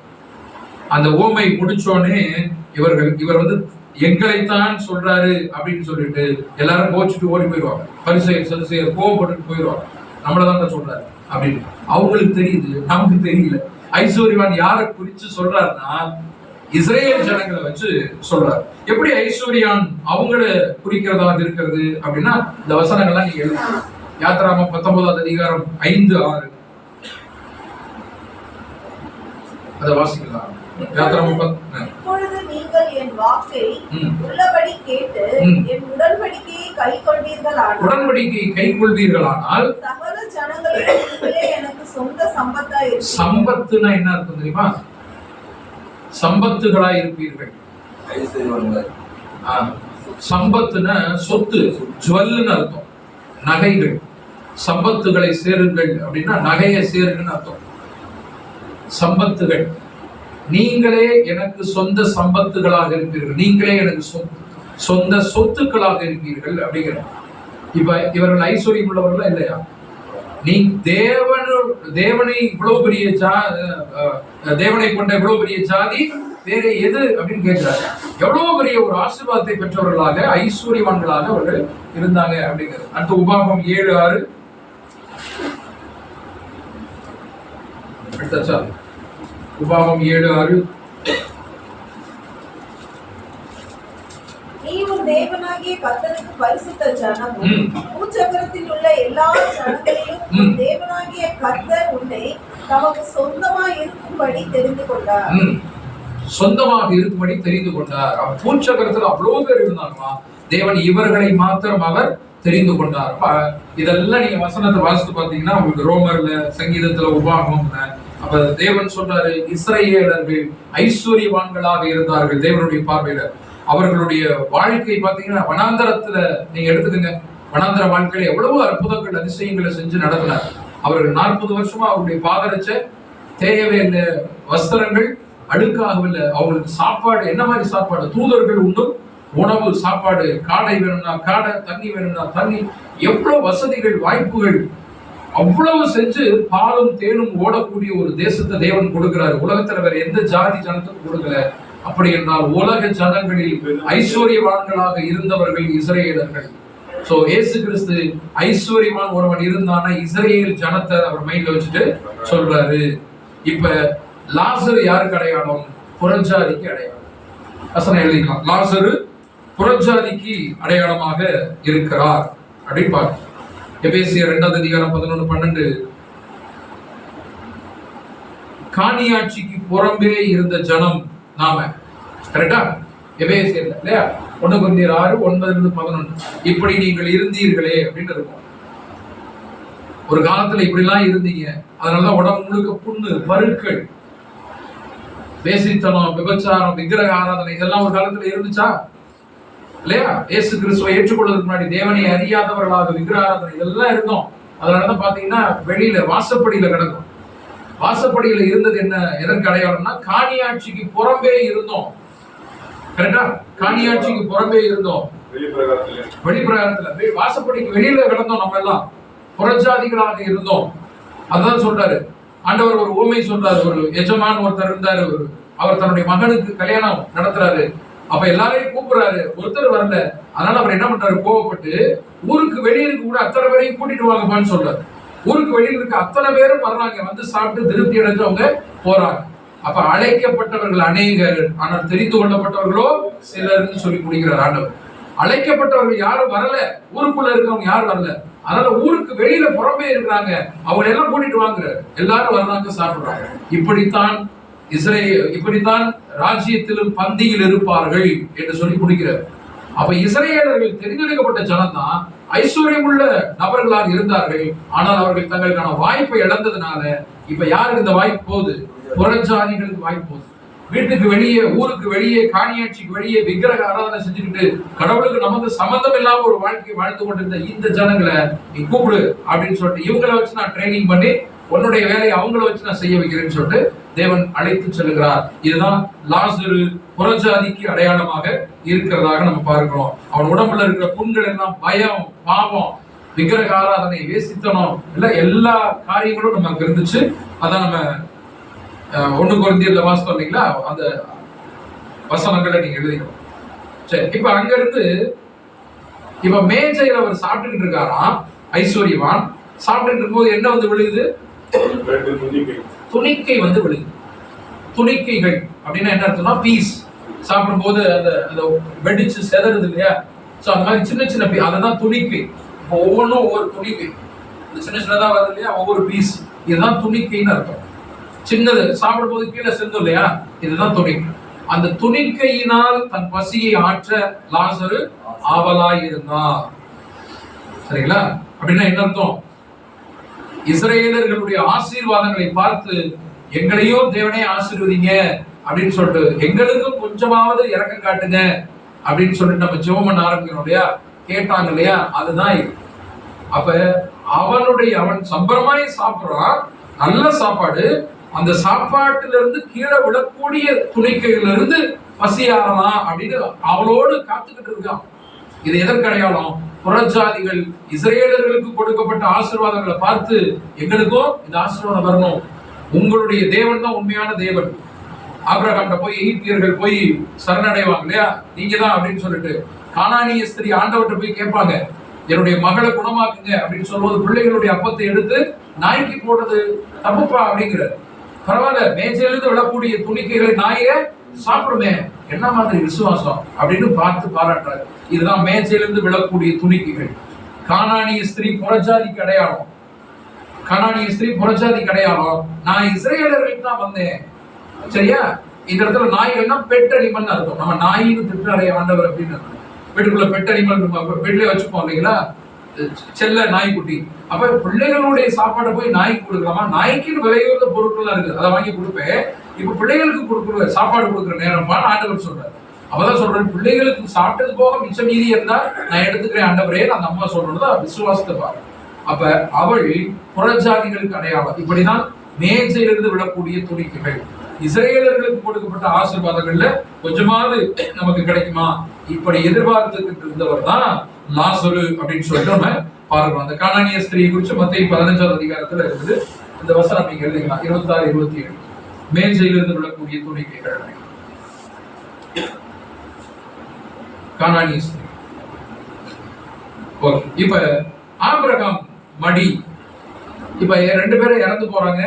2 பேரும் இறந்தோடனே ஐஸ்வர்யவான் நேரடியாக நரகத்துக்கு தள்ளப்படுகிறார், பாதாளத்துக்கு தள்ளப்படுகிறார். லாசர் எங்க போறாருங்க? ஆபிரகாமுடைய மடிக்கு போறாரு. இப்ப லாசர் பரலோகத்துக்கு போனாரா? லாசர் எங்க போனாரு? ஆபிரகாம் எங்க இருக்காரு? பரலோகத்துல இருக்காரு. ஆபிரகாம் எங்க இருக்காரு? பாத்தீங்களா, பரலோகத்துல இருக்காரு, யாரும் சொல்லல. Very good. சோ ஆபிரகாம் வழியில் போய் சேர்க்கப்பட்டார். அதனால அந்த பணத்தை எல்லாம் போட்டு பரலோகம் போட்டு அப்படியே சுதாரிச்சிட்டீங்க. பரலோகம் சொல்லல நீங்க, பரவாயில்ல, பிரைஸ் லார்ட். சோ அப்ப ஆபிரகாம் மடிக்கு வந்து அவர் போயிடுறாரு, ரைட்டுங்களா? இப்ப பரலோகத்துல இல்லைங்கிறது எப்படி நமக்கு தெரிஞ்சிச்சு? போன பாடம் நம்ம பார்த்தோம், மரித்தோர் எங்கே அப்படிங்கிற பாடம் பார்த்ததுனால இதுக்கு டக்குன்னு பதில் சொல்ல முடியுது இல்லையா? அப்ப அதனால போன பாடம் பார்க்கலன்னா கஷ்டம். அதனாலதான் சொல்றோம், கண்டினியூட்டி, அந்த தொடர்பு விட்டுச்சுன்னா குழப்பிடும் அப்படிங்கிறது. சரி, இப்ப நம்ம அந்த யோவான் 3:13 இதுதான் வந்து ஃபைனல். யோவான் 3:13 என்ன வசனம் சொல்லுங்க பாப்போம். பரலோகத்துக்கு ஏறி வந்தவன் ஒருவனும் இல்லைன்றார். யோவான் 3:13 நல்லா ஞாபகம் வச்சுக்கோங்க. பரலோகத்துக்கு ஏறி போனவன் ஒருவனும் இல்லைன்னு பரலோகத்துக்கு சொந்தக்காரரே சொல்லிட்டாரு. அதான். சோ அப்ப யாரும் பரலோகத்துக்கு இதுவரை ஏறி போகவில்லை அப்படிங்கிறது நமக்கு தெரியும். சரி, இப்ப பரதீசு அப்படின்னு ஒரு இடம், ஆபிரகாம் அடி பரதீசா அப்படின்னா அதுக்கு 2 வருஷம். பாரடைசோஸ் அப்படின்னு ஒரு கிரேக்க வார்த்தை இருக்கு. பாரடைசோஸ், இதெல்லாம் பாரடைஸ் அப்படின்னு ஆங்கிலத்துல மொழிபெயர்த்து அது அப்படியே பரதீசு அப்படின்னு போடுறாங்க. பாரடைசோஸ் என்கிற கிரேக்க வார்த்தை. இதை ஆங்கிலத்துல சொல்லும்போது பாரடைஸ்னு ஆங்கிலத்துல சொல்றோம். PARADISE, Paradise. பாரடைஸ் இது அப்படியே தமிழ்ல மொழிபெயர்த்துட்டாங்க. பாரடைஸ் மொழிபெயர்க்கல, அப்படியே தமிழ்ல எழுதிட்டாங்க. பாரடைஸ்ங்கிறத பரதீசுன்னு போட்டாங்க. ஜீசஸ்ங்கிறத ஜீசஸ் ஜீசஸ் பைபிள்ல போடுறது மாதிரி பாரடைஸ் அப்படிங்கறத பரதீசு அப்படின்னு போட்டாங்க. ரைட்டா? அதனால இந்த பாரடைஸ்ங்கிறது என்னங்கிறது நமக்கு புரியல. நீங்க டிக்ஷனரியில எடுத்து பாருங்க, கூகுள்ல வீட்டுக்கு போய் எடுத்து பாருங்க. இப்ப போன எடுத்துட்டு வேணாம், நீங்க வீட்டுக்கு எடுத்து பாருங்க. பாரடைஸ்னா என்ன அர்த்தம்னா தமிழ்ல என்ன அர்த்தம் தெரியுமா? ஜீசஸ்னா தமிழ்ல இயேசுன்னு பேருவாயகன் சொல்றோம். அது மாதிரி பாரடைஸ் அப்படிங்கிற ஆங்கில வார்த்தைக்கு, பாரடைசோஸ் அப்படிங்கிற கிரேக்க வார்த்தைக்கு தமிழ்ல என்ன அர்த்தம்னா பூங்கான்னு அர்த்தம். பார்க்கு, தோட்டம். பாரடைஸ் அது பாருங்க அந்த போட்டோ, தோட்டம். பாரடைஸ் அப்படின்னா தோட்டம் என்று அர்த்தம். ரெஸ்ட் எடுக்கிற இடம், அதான் இளைப்பாறுதலின் இடம். வீட்டுக்குள்ள இளைப்பாறுவோமா? பார்க்கு. சரி, நம்ம ஒரு பேர் வச்சிருக்கோம். இப்ப பாரடைஸ் அப்படின்னா ஒரு தோட்டம். சரி, இப்ப இந்த பாரடைஸ்ங்கிறது என்னது? இது ஒரு தனி டாபிக், பட் நான் அதுக்கு சொல்லிடுறேன். இது நம்ம பேச ஆரம்பிச்சதுனால பாரடைஸோ அப்படிங்கிறது. இப்ப இது என்ன அப்படின்னா வெளிப்படுத்துற விசேஷம் 2:7 பரதேசின் மத்தியில் இருக்கக்கூடிய ஜீவ விருட்சத்தின் கனியை நான் உங்களுக்கு புசிக்க கொடுப்பேங்கிறார். பரதேசின் மத்தியில் இருக்கக்கூடிய ஜீவ விருட்சத்தின் கனி. அப்ப அங்க என்ன சொல்றாருன்னா ஜீவ விருட்சத்தின் கனி எங்க இருந்துச்சு? அப்ப பாரடைஸ்ங்கிறது என்னது? தோட்டம். 2:7 பரதேசின் மத்தியில் இருக்கிற ஜீவ விருட்சத்தின் கனியை நான் உங்களுக்கு கொடுப்பேங்கிறாரு. நம்ம ஆதியாகமம் 2 பாத்தீங்கன்னா தோட்டத்தின் நடுவில் இருக்கக்கூடிய ஜீவ விருட்சத்தின் கனி. அதை வெளிப்படுத்துற விசேஷம் 2:7 வரும்போது பரதேசின் மத்தியில் இருக்க ஜீவ விருட்சத்தின் கனி. அவ்வளவு. ஓகேங்களா? அதான் நம்ம பார்க்கணும். அப்ப தோட்டம் ஏதேன், அதுதான் அந்த ஜீவ விருட்சம். 2:12 ரைட். இப்ப இங்க ஒரு ஆள் 2000 வருஷமா இருக்கிறார். யாருங்க? பரதேசுக்கு போன ஒரு ஆள் யாரு? லாசரு இல்ல. நம்ம ஐஸ்வர்யவான் ஏழை லாசருல பரதேசுன்னு போடல, பரலோகம்னு போடல, எந்த வார்த்தையில. ஆபிரகாம் மடிக்கு கொண்டு போய் சேர்க்கப்பட்டோம்னா இருக்கு. வார்த்தை கூட்டக்கூடாது. ஆபிரகாம் மடி அப்படிதான் போடக்கூடாது. ஆபிரகாம்ஸ் லேப்னு போட்டிருக்கும் இங்கிலீஷ். பரதேசுன்ற வார்த்தை ஐஸ்வர்யவான் ஏழை லாசரு பாடத்துல 16வது அதிகாரத்துல கிடையவே கிடையாது. பரலோகத்துக்கு எடுத்து செல்லப்பட்டாருங்கிறதும் கிடையாது. புதுசா ஆபிரகாம் மடின்னு ஒண்ணு சொல்றாரு. ஓகேங்களா? அது என்ன நம்ம பார்க்கலாம். இப்ப பரதேசு அதுக்கு இடையில ஒரு பிரான்ச் சைட்ல போயிட்டு வரணும். பரதேசுன்னு பார்த்தோம். இப்ப பரதேசுல யாரு இருக்கிறா அப்படின்னா லூக்கா 23:43 கள்ளன் ஒருத்தர், நல்ல கள்ளன் நம்ம பேர் வச்சோம்ல, திருட்டு பையன். ஆனா அதுக்கு பேர் நல்ல கள்ளன் நம்ம பேர் வைப்போம். நல்ல திருடப்பா அவன் அப்படின்னு. ஏன்னா கடைசி நேரத்துல மனம் திரும்பினான், அதனால நல்ல கள்ளன். இவர் இன்றைக்கு நீ பரதேசியில் இருப்பாய் அப்படின்னு. பரதேசில இருக்காரு, தோட்டத்துல இருக்காரா, வாட்ச்மேன் வேலை பார்த்துட்டா. 2000 வருஷமா அந்த ஒரு மனுஷன் என்ன பண்றாரு தோட்டத்துல? வேற யாராவது தோட்டத்துக்கு போனாங்களா? பரதேசுக்கு போனாங்களா? வேற யாருமே பரதேசுக்கு போல. நம்ம கேள்வி என்ன கேள்வி இருக்கிறோம்னா, சரி நல்ல கள்ளன் தோட்டத்துக்கு பரதேசுக்கு அனுப்பிச்சிட்டாரு. இப்ப அந்த பரதேசுல 2000 வருஷமா ஒத்த ஆளா என்ன பண்ணிட்டு இருக்காரு? ஐயா சொல்ற மாதிரி வேலையெல்லாம் செய்யும். ஐயா ஒத்த வார்த்தையை கேட்டதுக்கு எனக்கு 2000 வருஷம் தண்டனை, தண்ணி ஊத்துற தண்டனையாவது திட்டிக்கிட்டே இருப்பான். இல்லையா? ஜாலியா இருப்பாரு. மாம்பழம் சரியா? எல்லாமே பாசிட்டிவா பாக்குறாரு ஐயா. என்ன பண்றாரு? அப்ப என்ன நடந்தது அப்படின்னு நம்ம பார்க்கும்போது அந்த வார்த்தைகளை நீங்க கவனிங்க. இது ஆங்கிலத்தில் இப்படிதான் வருது. I tell you the truth. நான் உங்களுக்கு உண்மையை சொல்றேன். மெய்யாவே நான் உங்களுக்கு சொல்லுகிறேன். Come on, today you will be with me in paradise. Paradise தான் பரதீஸ். நீ இன்னைக்கு என் கூட தோட்டத்துல இருப்பாய் அப்படின்னு சொல்றாரு. இயேசு கிறிஸ்து அன்னைக்கு பரதீஸ் போனாரா? அவரே அன்னைக்கு போல. ஆனா அவர் சொல்றாரு நீ என் கூட இன்னைக்கு பரதீசில் இருப்பாய் அப்படின்னு. இன்றைக்கே நீ என்னோடு பரதீசில் இருப்பாய் அப்படின்னு நமக்கு சொல்லப்படுது. அதனால நல்ல கலந்து பரதீசு போயிட்டு வர கடைசி நேரத்துல மனம் திரும்புங்க அப்படின்னு சொல்றதுக்காக சொல்லப்படுற ஒரு காரியமா இருக்கு. I tell you the truth, நான் உனக்கு மெய்யாகவே உனக்கு சொல்லுகிறேன், today you will be with me in Paradise, இன்றைக்கே நீ என்னோடு கூட பரதேசில் இருப்பாய். ஆங்கிலத்தில் இருந்து தான் தமிழ்ல மொழிபெயர்க்கப்பட்டது. நம்ம பைபிள் எல்லாமே ஆங்கில மொழியில இருந்து தான் தமிழ்ல மொழிபெயர்க்கப்பட்டுச்சு இல்லையா? இப்ப இது எப்படி இருந்துச்சு தெரியுமா? எப்படி இருந்தது அப்படின்னா பாருங்க, இது அப்படி இல்ல, இது ஒரு கோடு போட்டிருக்கா. இப்ப எப்படி இருந்தது அப்படின்னா இதை கண்டுபிடிங்க, என்ன வித்தியாசம்னு. ஒரு வித்தியாசம் இருக்கு, என்ன கண்டுபிடிக்க பார்ப்போம்.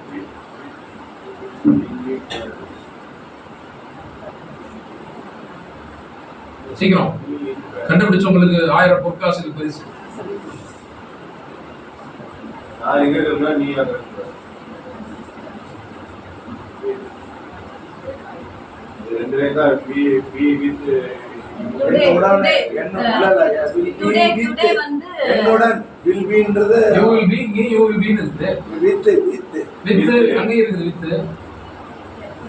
ரெண்டாவது வந்துச்சு, முதல் வந்துச்சு இல்ல இல்ல டுடே தான் டுடே இருக்குது. டுடே தான் வந்து அங்கேயும் டுடே இருக்கு. இது வந்து ட்ரூத்துக்கு அடுத்து டுடே இருக்குது, இங்கேயும் ட்ரூத்துக்கு அடுத்து டுடே இருக்குது. வந்து கமா போட்டுட்டாங்க. வெரி குட் சிஸ்டர், வாழ்த்துக்கள். கம்மா வந்து மாறி இருக்கு பாருங்க. சின்ன வயசுல 6 வித்தியாசங்கள் கண்டுபிடிக்கணும், ஏன்னா தினமல வாரமல்ல இதுல நம்ம ரவுண்ட் பண்ணுவோம்ல. இப்போ ஒரே ஒரு வித்தியாசம் என்னது? ட்ரூத்துக்கு அப்புறம் கமா போட்டிருக்கு, இங்க டுடேக்கு அப்புறம் கமா போட்டிருக்கு. இப்போ என்ன வித்தியாசம் சொல்லுங்க? I tell you the truth, மெய்யாகவே நான் உனக்கு சொல்லுகிறேன், கமா போட்டாச்சு. Today you will be with me in Paradise, இன்றைக்கு நீ என்னோடு பரதேசில் இருப்பாய். ஆனா அங்க I tell you the truth today, இன்றைக்கு நான் மெய்யாகவே உனக்கு சொல்லுகிறேன், comma you will be with me in Paradise, நீ என்னோடு பரதேசில் இருப்பாய். என்ன வித்தியாசம்?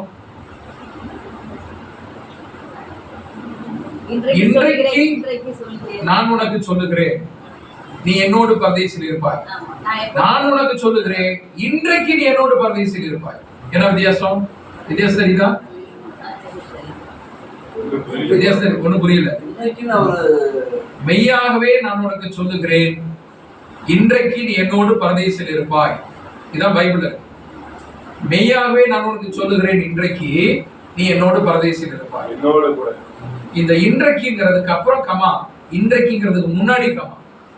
அதாவது ட்ரூத் டுடேக்கு முன்னாடி கமா. என்ன அர்த்தம்னா today you will be with me in Paradise, நான் இன்றைக்கு நீ என்னோட பரதேசில் இருப்பாய்னு அர்த்தம். ஆனா கமா அங்க டுடேக்கு அங்கிட்டு நீ போட்டீங்கன்னா you will be with me in பாரடைஸ்னா என்னோட பரதேசில் இருப்பாய்னு அர்த்தம். இன்னைக்குன்னு சொல்லல, இன்றைக்கு நான் உனக்கு சொல்லுகிறேன், இது அர்த்தம். இன்றைக்கு நான் உனக்கு சொல்லுகிறேன், நீ என்னோட பரதேசில் இருப்பாய். இப்ப நான் சொல்றேன், நான் சொல்லுவோம்ல, இப்ப நான் சொல்றேன், எழுதி வச்சுக்க. இப்ப நான் சொல்றேன், நீ என்னோட பரதேசில் இருப்பாய். நான் சொல்றேன், இன்றைக்கு நீ என்னோட பரதேசில். வித்தியாசம் இருக்கா? கமா 15ஆம் நூற்றாண்டுல 1540க்கு அப்புறம் தான் பைபிள் சாப்டர்ஸ் அதிகாரங்களாக வசனங்களாக பிரிக்கப்பட்டுச்சு. 15ஆம் நூற்றாண்டுல தான் அச்சு இயந்திரம் கண்டுபிடிக்கப்பட்டுச்சு. கூடன்பர்க் அப்படின்னு சொல்லிட்டு நம்ம முதல் பாடத்துல பார்த்தோம். அச்சு இயந்திரம் கண்டுபிடிக்கப்பட்டது ஜெர்மனில. அதுக்கு முன்னாடி பாத்தீங்கன்னா தோல் சுருள் தான் வச்சிருந்தாங்க.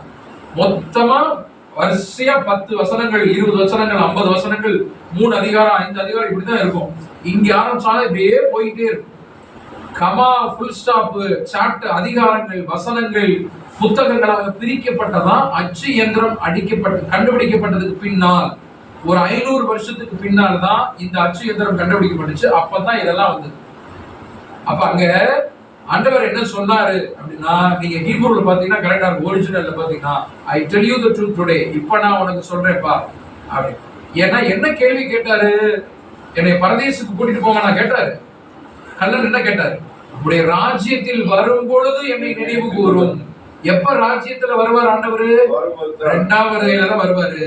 அப்ப ஆண்டவர் கரெக்டா சொல்றாரு, இப்ப நான் உனக்கு சொல்றேன், நீ ராஜ்யத்தில் வரும்போது என்னை நினைவுன்னு சொல்றேன்ல, நான் இப்ப உனக்கு சொல்றேன்டா, நீ உன்னை நான் நினைவு கூறுவேன், நீ என் கூட பரதேசில் இருப்ப, நீ கவலைப்படாத, தோட்டத்துல இருப்ப, ஏதேனும் தோட்டத்துக்கு வருவ, நீ கவலைப்படாத, வாக்கு கொடுக்கிறாரு. சரிங்களா? அதுதான் அர்த்தமே ஒழிய இன்றைக்கு நீ பரதேசில் இருப்பாய்னு இவர் அங்க தனியா விட்டுட்டு இவர் பாட்டு பரலோகத்துக்கு போற. இயேசு கிறிஸ்து பரலோகத்துல இருக்காரு, இவன் பரதேசில என்ன பண்றாரு? ஆமா. ஸோ இந்த கமா, இந்த பஞ்சுவேஷன் மார்க்னு சொல்லுவாங்க, ஃபுல் ஸ்டாப் ரொம்ப முக்கியமானது. நீங்க இங்கிலீஷ்ல ஆங்கில மொழி நம்ம படிக்கும் போதெல்லாம் பார்த்துருக்கோம், கமா, ஃபுல் ஸ்டாப், இந்த கேள்விக்குறி போறதெல்லாம் ரொம்ப முக்கியமான, அதுக்கெல்லாம் மார்க் இருக்குது. ஸோ இப்போ இது பாருங்க, இந்த பிரிண்டிங் மிஸ்டேக்னால வந்த ஒரு காரியத்தினாலதான் இந்த விஷயம் வந்து வருகிறது. அவர் ரொம்ப தெளிவா கள்ளன் வந்து நல்லா கரெக்டா கேட்டார். நீங்க வந்து ராஜ்யத்துல திரும்ப வரும்பொழுது என்னை நினைவு கூறுங்கன்னார் இல்லையா? உன்னை நினைவு கூறுவப்பா, நீ கவலைப்படாத அப்படின்னு தான் சொன்னாரே ஒழிய, நீ பரதேசில நீ இன்னைக்கு போயிடுவ. அவன் என்ன பாவம் மன திரும்பினாரா? நான் செஞ்சதெல்லாம் தப்பான்றேன். மனம் திரும்பாம எப்படி நீங்க பரதேசோ பர்வத்துக்கு கூட்டிட்டு போக முடியும்? அவர் மனம் திரும்பினாரா? நான் செய்த பாவங்கள் இத்தனை தவறு பண்ணிட்டேன், அறிக்கை செய்யவே இல்லை. ஞானசாரம் எடுத்தாரா? ஞானசாரம் எடுக்கல, ஒண்ணுமே எடுக்கல. அவரை பரதேசுக்கு நம்ம அனுப்பிச்சு விட்டுருக்கோம், பரலோகத்துக்கு போயிட்டாரு இல்ல. சரிங்களா?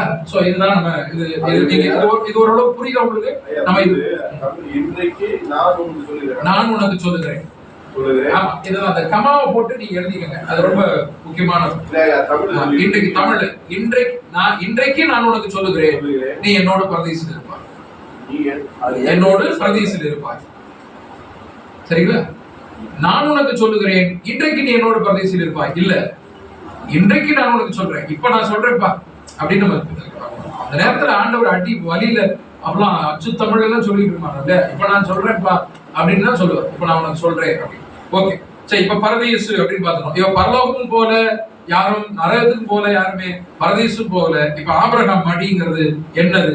இப்ப நமக்கு கருதலாம். ஆபிரகாம் மடி என்னதுன்னா விசுவாச சந்ததி. வசனம் எழுதிக்கங்க. ஆபிரகாம் மடி 16 லூக்கா 16:22 ஆபிரகாம் மடிக்கு கொண்டு போய் விடப்படுகிறார். யோவான் 1:18 வசனம். யோவான் 1:18.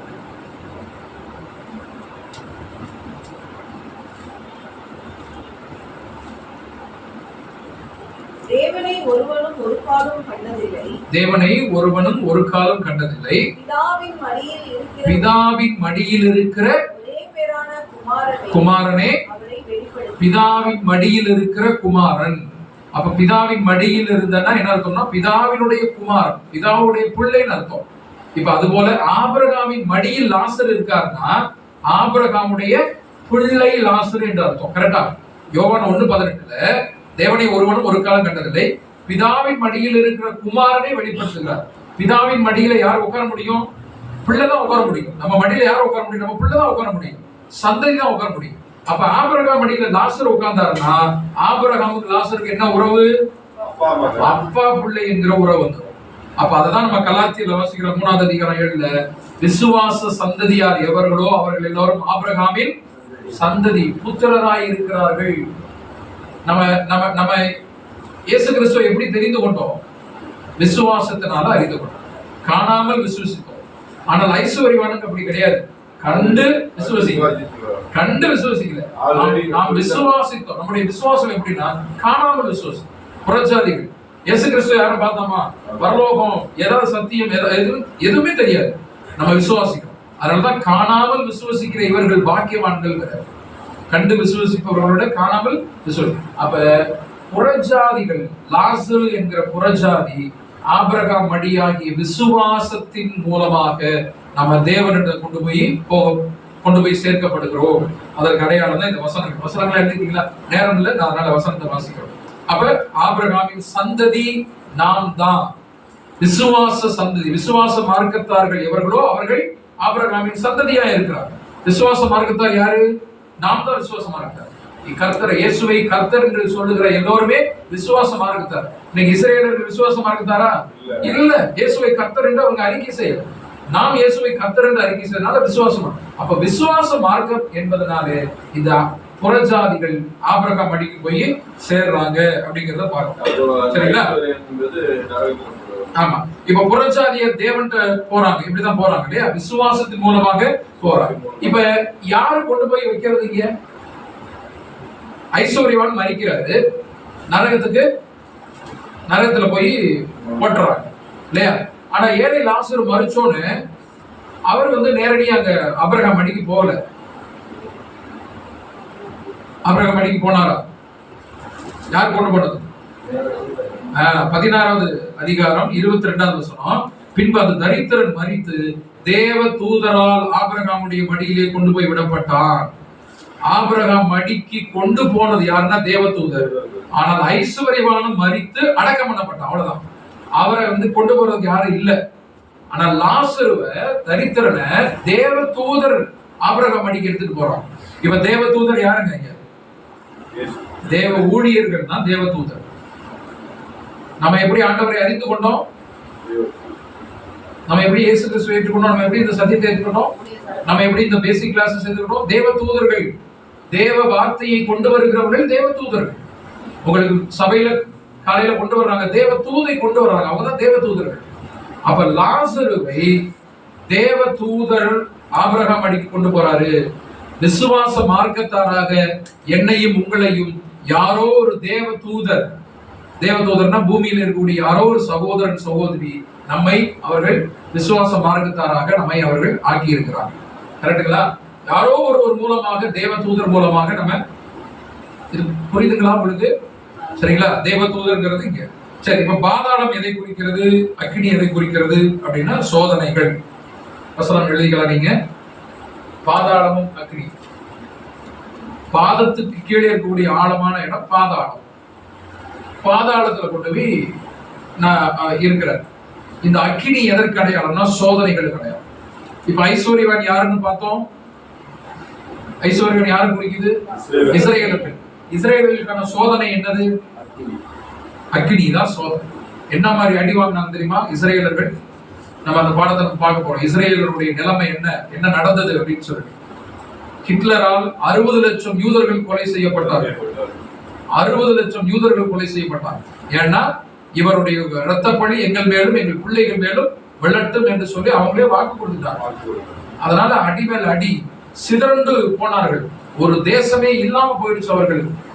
எல்லா இடத்துலயும் அடி. கிபி 70 தீத்துராயன் எருசலேமில படையெடுத்து அடிக்கிறாரு. பாபிலோன் பேரரசர் நேபுகாத்நேச்சர் அடிமைப்படுத்தி கொண்டு போறாங்க இல்லையா? ஏற்கனவே 430 வருஷம் எகிப்தில் அடிமையா இருந்தாங்க. இப்ப 70 வருஷம் பாபிலோன்ல அடிமையா இருந்தாங்க. அடுத்து தீத்துராயன் 70 அடி, அப்புறம் ஹிட்லர் அடி, அடி மேல அடி, சோதனை மேல சோதனை. அவ்வளவு சோதனைகள், அவ்வளவு வேதனைகள், அவர்கள் பட்ட பாடுகள். அதுதான் அக்கினிக்கு அடையாளமாக ஆண்டவர் அங்கு சொல்றாரு. ஐஸ்வர்யவான் மரித்து அக்கினியில கொண்டு போய் போடப்பட்டான் அப்படின்னு சொல்லிட்டு. சரிங்களா? அக்கினிக்கு அடையாளம். ஒரு விரல்ல தண்ணியை நினைச்சு கொண்டு வாங்க, ஏதாவது ஒரு ஆறுதல் எங்களுக்கு கிடைக்காதா, ஏதாவது ஒரு தேர்தல் எங்களுக்கு கிடைக்காதா, ஏதாவது ஒரு விடுதலை எங்களுக்கு கிடைக்காதா என்று இஸ்ரேலர்கள் ஏங்கின அந்த காரியம் தான் அந்த ஒரு விரல் தண்ணி அப்படின்னு சொல்லி. இப்படி நிறைய அர்த்தங்கள் இருக்குது. 2 பேருக்கும் பெரும் பிளவு இருக்கு அப்படின்னு பார்க்கிறோம். 2 பேருக்கும் பெரும் பிளவு. அங்க சொல்றாரு, ஆபிரகாம் கேட்கிறாரு தண்ணியை கொடுத்து விடுங்கன்னு சொன்னா ஆபிரகாம் சொல்றாரு, எப்பா இதெல்லாம் வர முடியாது, 2 பேருக்கு இடையில பெரும் பிளப்பு இருக்கு, 2 பெரிய கேப் இருக்குது, வர முடியாது அப்படின்னு சொல்லு. அந்த கேப் என்னதுங்க? இஸ்ரேலர்களும் புறஜாதிகளுக்கு இருக்கக்கூடிய பெரிய கேப் என்னது? இயேசு கிறிஸ்து தான் கேப். யோவான் 9:28-29. நாம் இயேசுவை இரட்சகர் என்று சொல்லுகிறோம், அவர்கள் இயேசுவை மரியாளுடைய மகன் என்று சொல்றார். நாம் இயேசுவை மெஸ்ஸியா என்று சொல்றோம், அவங்க மெஸ்ஸியா என்று ஏற்கவில்லை இல்லையா? உலகத்தை சுமந்து தீர்க்க தேவ ஆட்டுக்குட்டின்னு நம்ம சொல்றோம், அவர் ஒரு சாதாரண ஆட்டுக்குட்டி தான்ப்பா, ஒரு நபி தான்ப்பா, தீர்க்கதரிசி தான்ப்பா அப்படிங்கிறாங்க. சோ இதுதான் இஸ்ரேலர்களுக்கும் புறஜாதிகளுக்கும் இருக்கிற பெரிய பிளவு. நமக்கு அவர்களுக்கு இருக்கிற பெரிய பிளவு என்னன்னா, கர்த்தராகிய இயேசு கிறிஸ்துவை விசுவாசிக்கிற அந்த விசுவாசம். அவர் சொல்றாரு, ஐஸ்வர்யவான் சொல்றாரு, அப்படின்னா சரி எனக்கு தண்ணி வேணாம், கீழே எனக்கு 5 சகோதரர்கள் இருக்காங்க, அவங்கள்ட்ட போயாவது லாசரு அனுப்பிச்சு விடுங்க, அப்ப இறந்து போனவங்க போய் சொன்னாங்கன்னா நம்புவாங்க அப்படின்னு சொல்றாரு இல்லையா? அப்பதான் ஆண்டவர் சொல்றாரு, அவங்களுக்கு எல்லாம் ஏற்கனவே தீர்க்கதரிசிகள் இருக்கிறாங்க, மோசே இருக்கிறாங்க அப்படின்னு சொல்லிட்டு. அப்ப அது என்னது? மோசே தீர்க்கதரிசிகள் மீதம் இருக்கக்கூடிய இஸ்ரேலர்கள் தான். ஏற்கனவே நியாயப்பிரமாணம் கொடுத்தாச்சு, ஏற்கனவே தோரா கொடுத்தாச்சு, ஏற்கனவே பழைய ஏற்பாடுலாம் கொடுத்தாச்சு. அவங்க அதை படிச்சு ஒழுங்கா இயேசு கிறிஸ்துவை ஏற்றுக்கொள்ளட்டும், மெஸ்ஸியாவை ஏற்றுக்கொள்ளட்டும், தேவனை ஏற்றுக்கொள்ளட்டும், தேவனுடைய திட்டங்களை ஏற்றுக்கொள்ளட்டும். புதுசா போய் சொல்லணும் அவசியம் இல்லை. அவங்களுக்கு போய் பைபிள் சொல்லிக் கொடுக்கணுமா? நம்ம பழைய ஏற்பாடை போய் சொல்லிக் கொடுக்கணுமா? தேவன் உலகத்தை எப்படி படைத்தார்னு போய் இஸ்ரேல்ல சொல்லி கொடுத்தா, வாயா உட்காரியா, முதல்ல நான் சொல்லித்தரேன் உனக்கு அப்படின்னு மல்கியா புத்தகத்தையோ ஏசாயா புத்திய தீர்க்க தரிசனையோ எசேக்கியேல் உலர்ந்த எலும்புகள் எப்படி வரணும் அப்படின்னு சொல்லணுமா அப்படின்னா நீங்க உட்காருப்பா, நீ யாருப்பா, நான் சொல்லி தரேன் அப்படிமா. அதான் சொல்றாரு ஆபிரகாம், ஏற்கனவே அவர்களுக்கு மோசே மூலமாக தீர்க்க தரிசனம் மூலமாக சத்தியம் அவர்களுக்கு சொல்லியாச்சு. இனிமே போய் புதுசா சொல்லணும் அவசியம் இல்ல. அதை ஒழுங்கா படிச்சு பார்த்தாலே அவங்களுக்கு சத்தியம் தெரியும், இயேசு கிறிஸ்துவை தெரியும், மெஸ்ஸியா யாருங்கிறது தெரியும். அந்த பிழப்பை குறைப்பதற்கான நடைமுறைகளை வழிமுறைகளை அவங்க எடுத்துக்கொள்ளலாம் அப்படின்னு சொல்லிட்டு அங்க சொல்றாரு. அதனால திரும்ப போகணும்னு அவசியம் இல்லை அப்படின்னு சொல்றாரு. ஓகேங்களா? ஐஸ்வர்யவான், ஏழை, லாசரு. அப்ப இது ஒரு ஓமைங்கிறத மட்டும் நீங்க புரிஞ்சுக்கிட்டாலே போதும். இதை நேரடி அர்த்தமா எந்த ஓமையும் எடுக்கவே கூடாது. எடுத்தா தப்பா. மேலோட்டமான அர்த்தத்தை நம்ம எடுத்துக்கவே கூடாது. உள்ளான அர்த்தத்தை தான் நம்ம எடுத்துக்கணும். அப்ப உள்ளான அர்த்தம் என்ன அப்படிங்கறத நம்ம சிறுசா நம்ம பார்க்கணும். ஆக்சுவலா இது ஒரு பெரிய பாடம்.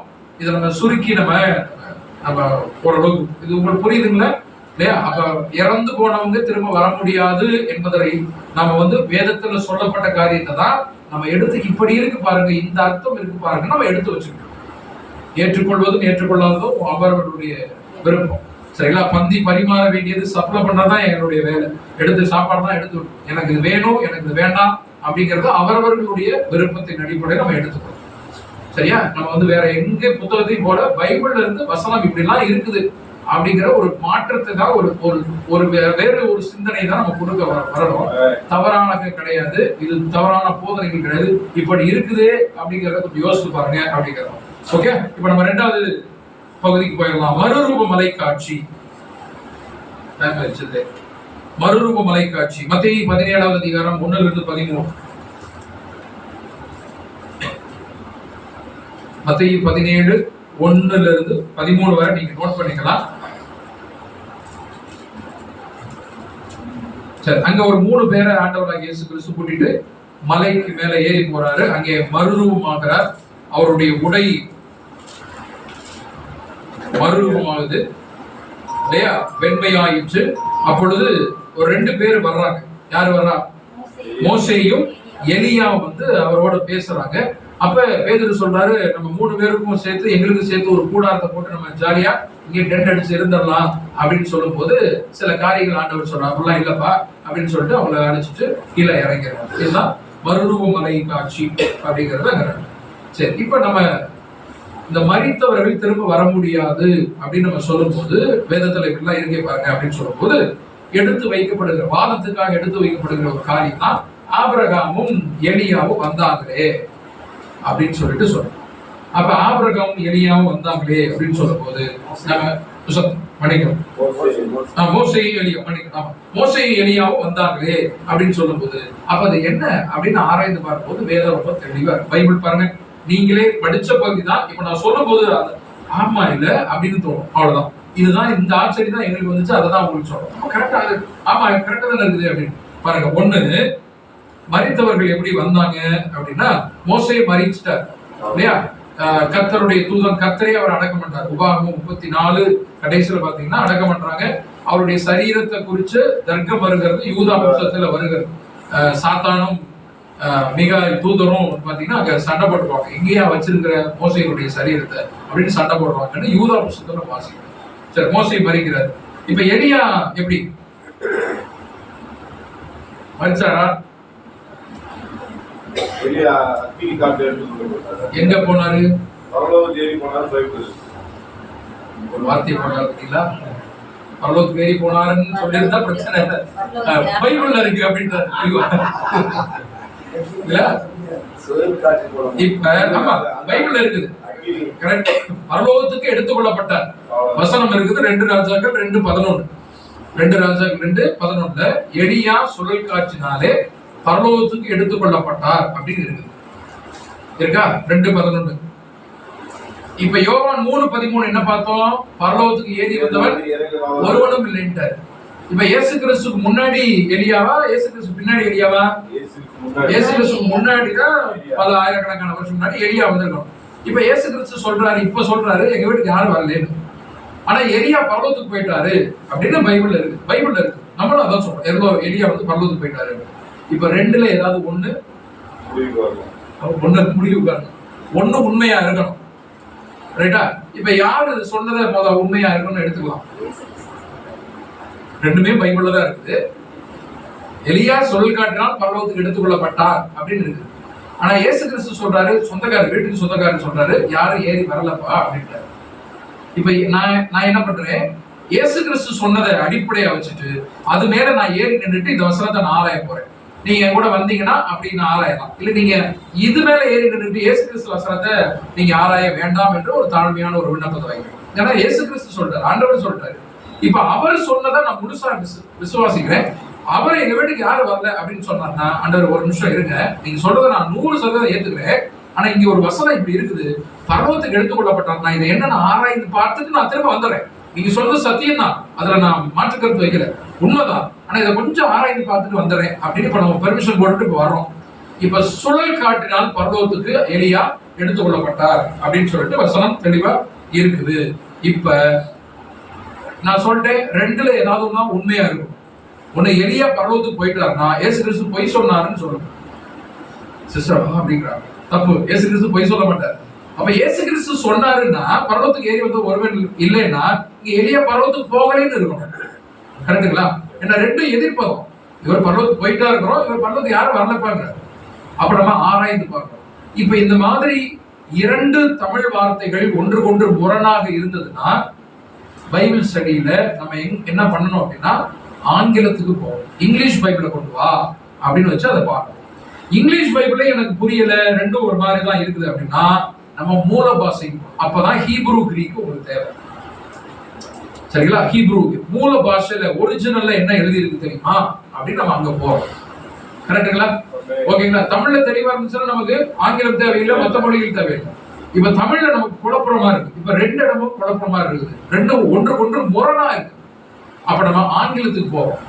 ஆங்கிலத்துல போனா என்ன போட்டிருக்கு அப்படின்னா ஹெவன்ங்கிற வார்த்தையை போட்டு, அந்த ஹெவன்ங்கிற வார்த்தைக்கு எபிரேயத்துல ஷமாயிம், ஹீப்ரூல, ஏன்னா பழைய ஏற்பாடு எபிரேய மொழியில் எழுதப்பட்டது இல்லையா, ஷமாயிம்.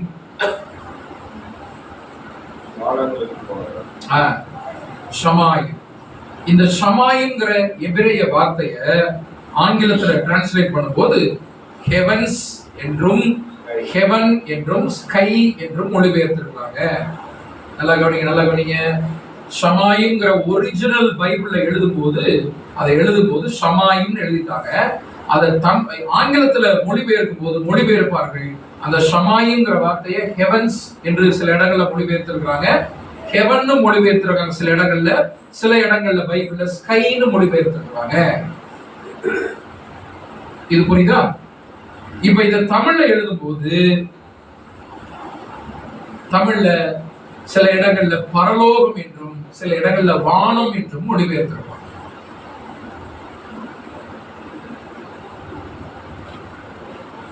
வானம் என்றும் மொழிபெயர்த்திருக்கிறாங்க.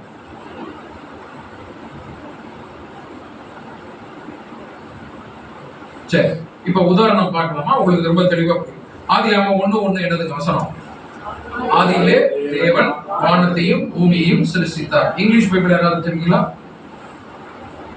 ஆங்கிலத்துல என்ன வரும்? இங்கிலீஷ் பைபிள் டுடே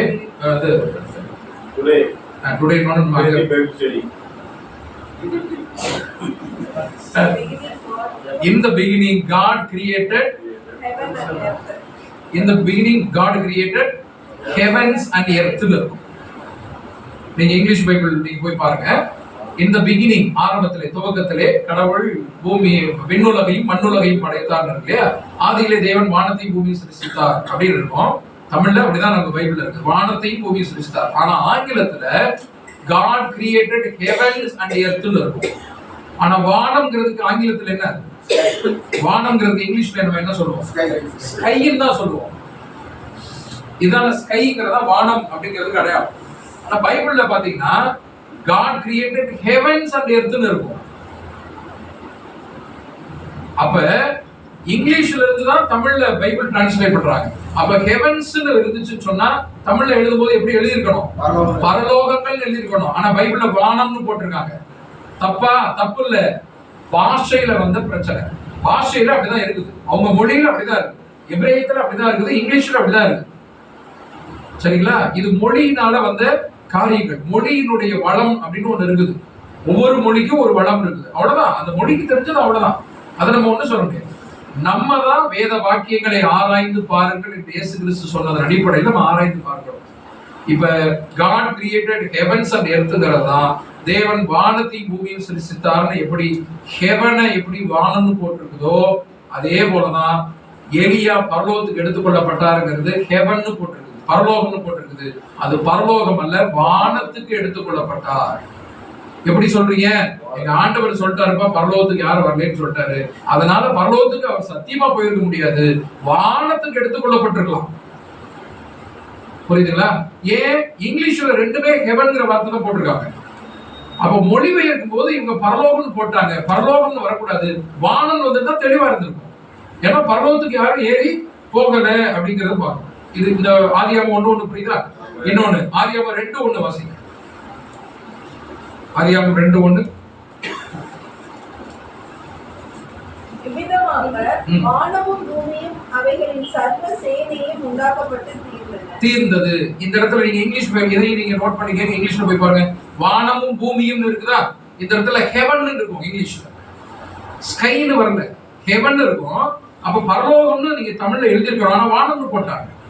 அதான் ஸ்கை போடணும், ஸ்கைன்னு வந்திருக்கணும். நம்ம சொல்ல முடியாது இங்கிலீஷ்ல நீ ஸ்கைன்னு போடணுங்க, அவன் உடனே திருப்பி நீ உடனே வானம்னு போட வேண்டியது, நீ பரலோகம்னு போட்டேன். தமிழ் பைபிள் எழுதி கொடுத்தது தேவன், ஆனால் மொழிபெயர்த்தது மனிதன். மனித மூளையினால மொழிபெயர்த்தான். மனித மூளையில மொழிபெயர்க்கும் போது குறைபாடுகள் கண்டிப்பாக வரும். ஆனால் எழுதி கொடுத்தது தேவன். அவர் தன்னுடைய பரிசுத்த ஆவியினாலே பரிசுத்த மனிதர்களுக்கு ஆவியை தந்து அவர் எழுதி கொடுத்தார். சரிங்களா? சத்தியம் கண்டென்ட் மாறாது, சத்தியம் மாறாது, கருத்து மாறாது. ஆனா அதை மொழிபெயர்த்து சொல்லும் போது ஒரு சில மொழிகளில் இருக்கக்கூடிய குறைபாடுகளால பிரச்சனைகள் வரும். ஓகேங்களா? ஆமா. இப்ப 2:1 பாத்துட்டோமா? 2:4லயும் அதே தான். 2:4 நீங்க நோட் பண்ணிக்கோங்க. அதே போல சங்கீதம் 19:1, சங்கீதம் 19:1 இதுல எல்லாம் இந்த உதாரணங்களை தயவு செய்து நீங்க இங்கிலீஷ்ல வீட்டுல இருந்துச்சுன்னா போய் பாருங்க. அது கூகுள்ல நீங்க போட்டு பாத்தீங்கன்னா தெரியும். சங்கீதம் 19:1 அப்படின்னு போட்டா தமிழ்ல நமக்கு வானம்னு இருக்குதா, ஆனா இங்கிலீஷ்ல ஹெவன்னு இருக்கு, ஹெவன்னு இருக்கு.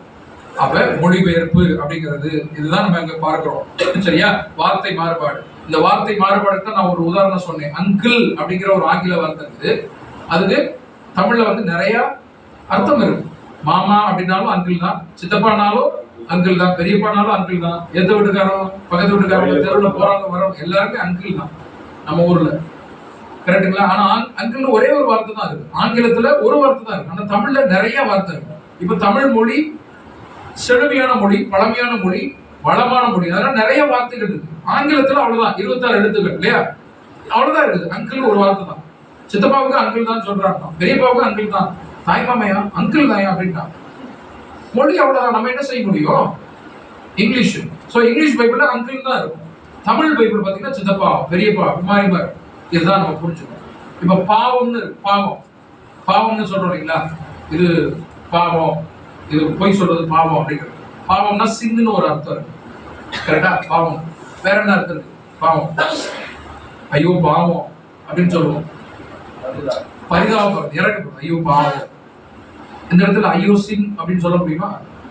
பாவம்னா சின்னு அர்த்தம் இல்லையா? தவறு, தேவனுக்கு விரோதமானது பாவம். ஐயோ பாவம், பரிதாபப்படுறது அப்படின்னு. இன்னொரு பாவம் இருக்குது, முகபாவம் அப்படின்னு சொல்லுவாங்க இல்லைங்களா? முகபாவம், முகநாடி மாறியதுங்கிற மாதிரி முகபாவம்னு சொல்லுவாங்க. கேள்விப்பட்டிருக்கீங்களா? முகபாவம்னா என்ன அர்த்தம் அப்படின்னா? முகபாவம், முக வேறுபடுதல். அப்ப அந்த இடத்துல பாவம்னா பாவம் புண்ணியம் அந்த அர்த்தம் கிடையாது. அப்ப பாவம்ங்கிறதுக்கு எத்தனை வார்த்தை அர்த்தம் இருக்குது இல்லையா? அதே போலதாங்க இந்த ஹெவன், ஷமாயிங்கிற ஒரு எபிரேய வார்த்தைய ஹெவன்ஸ், ஹெவன், ஸ்கை என்று ஆங்கிலத்துல மொழிபெயர்த்து தமிழ்ல பரலோகம், வானம் அப்படின்னு சொல்லி போடுமே ஒழிய இது வந்து எலியா வந்து பரலோகத்துக்கு எடுத்துக்கொள்ளப்படல, அவர் வானத்துக்கு எடுத்துக்கொள்ளப்பட்டார். அடுத்த 2-3 அதிகாரங்கள் கழித்து நீங்க வீட்டுல போய் படிச்சு தேடி கண்டுபிடிச்சு அடுத்த வாரம் வரும்போது கொண்டு வாங்க. அவர் ஒரு கடிதம் எழுதுகிறார், அந்த நாட்டு ராஜாவுக்கு ஒரு நிருபம் எழுதினதாக வரும். 2 ராஜாக்கள் 2:11 நம்ம பார்த்தோம் இல்லையா? அப்ப எலியா பரலோகத்துக்கு எடுத்துக்கொள்ளப்பட்டாங்க. எடுத்துக்கொள்ளப்பட்டா அப்படியே போயிடணும்ல. ஆனா ஒரு கடிதம், அவர் எழுதின கடிதம் ராஜாவுக்கு வந்து சேரும். நீ தேடி கண்டுபிடிக்க எந்த அதிகாரம் என்ன அவசரம் சொல்லி. இந்த எடுத்துக்கொள்ளப்பட்ட பின்னால் ஒரு நிருபம், அந்த நாட்டு ராஜாவுக்கு ஒரு கடிதம், எலியா எழுதின கடிதம் வந்து சேருது. அப்ப வேற ஏதோ ஒரு இடத்துல அவரு இருக்கிறார், சரிங்களா? வேற ஏதோ ஒரு இடத்துல இருந்து அவர் கடிதம் எழுதுகிறார் அப்படிங்கறத நம்ம புரிந்து கொள்ளணும். சரி, அதை நீங்க பாருங்க, நீங்க தேடி கண்டுபிடிங்க. பரலோகத்துக்கு எடுத்து கொள்ளப்படவில்லை, வானத்துக்கு எங்கேயோ எடுத்து. பவுல் கூட சொல்றாரு, 3ஆம் வானம் வரைக்கும் எடுத்துக்கொள்ளப்பட்டேன், ஆனால் அவர் நான் மாம்சத்தில் இருந்தேன்னா ஆவியில இருந்தேன்னா தெரியல, அவருக்கே தெரியல, ஏதோ ஒரு இடத்துக்கு போயிட்டு நான் வந்துட்டேன் அப்படிங்கிறார். அவ்வளவுதான், பரலோகம் கிடையாது. கரெக்டா? இது தெளிவா இருக்கா? அப்ப பரலோகத்துக்கு யாரும் போகவில்லை என்பதை இயேசு கிறிஸ்து சொன்னதை நம்ம ஸ்ட்ராங்கா உறுதிப்படுத்திட்டோம். ரைட். இப்ப எலியா வந்து அங்க போகல, அதனால அவர் திரும்பி வரல அப்படின்னு பாக்குறோம். 17:3 வாசிங்க. மத்தேயு 17:3. 17ஆவது அதிகாரம் 3ஆவது வசனம். அப்பொழுது மோசேயும் எலியாவும் அவரோடு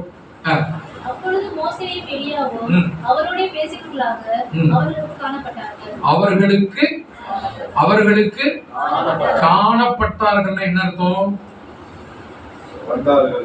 காணப்பட்டார்கள். ஆங்கிலத்துல appeared to be அப்படின்னு இருக்கும். அவங்கள மாதிரி தெரியுது அப்படிங்கிற அர்த்தமும் உண்டு. காணப்பட்டார்கள், வந்தார்கள்னு போடல, ஊர்ஜிதப்படுத்தல, அங்க இருந்தாங்க அப்படின்னு போடல, அவர்களுக்கு காணப்பட்டார்கள். மோசே எலியா மாதிரி அவரோடு பேசுகிறவர்களாக அவர்களுக்கு காணப்பட்டார்கள் அப்படின்னு ஒரு வார்த்தை இருந்தா, காணப்பட்டார்களுக்கு நான் இப்படியும் ஒரு அர்த்தத்தை சொல்றேன். என்ன அர்த்தம்? அவங்கள மாதிரி தெரியுதுங்க அப்படிங்கறதும் காணப்படுது அர்த்தம். Okay, shadow. இப்ப அது உண்மைதானா அப்படிங்கிறதுக்கு மார்க் போயிருங்க. மார்க் 9ஆவது அதிகாரம் 4-6. மார்க் 9ஆவது அதிகாரம் 4-6. மோசேயும் எலியாவும் இயேசுவுடனே பேசுகிறவர்களாக அவர்களுக்கு காணப்பட்டார்கள். அப்பொழுது பேதுரு இயேசுவை நோக்கி, ரபி, நாம் இங்கே இருக்கிறது நல்லது. உமக்கு ஒரு கூடாரமும் மோசேக்கு ஒரு கூடாரமும் எலியாவுக்கு ஒரு கூடாரமுமாக 3 கூடாரங்களை போடுவோம் என்றார். அவர்கள் மிகவும் பயந்திருந்தபடியாலும் நான் பேசுகிறது என்னதென்று அறியாமல் இப்படி சொன்னான். பேசுறது என்னன்னு தெரியாம அவங்க பேசுறாங்க, பயந்திருந்தாங்க. நல்ல கவனிங்க இந்த விஷயத்தெல்லாம். காணப்பட்டார்கள், எப்ப பாத்தியா இல்லையா? இல்ல மாதிரி தெரியுதுங்க, அவ்வளவுதான். அவர்களுக்குள்ளாக பயம் இருந்துச்சா? சோ அப்ப நேரடியா வந்து தைரியமா இவங்க தான் சொல்ல முடியாது. பயந்திருந்தாங்க. அவர்கள் புலம்போதை போல அங்க இருக்கிறாங்க. அடுத்து லூக்கா 9:32. லூக்கா 9:32.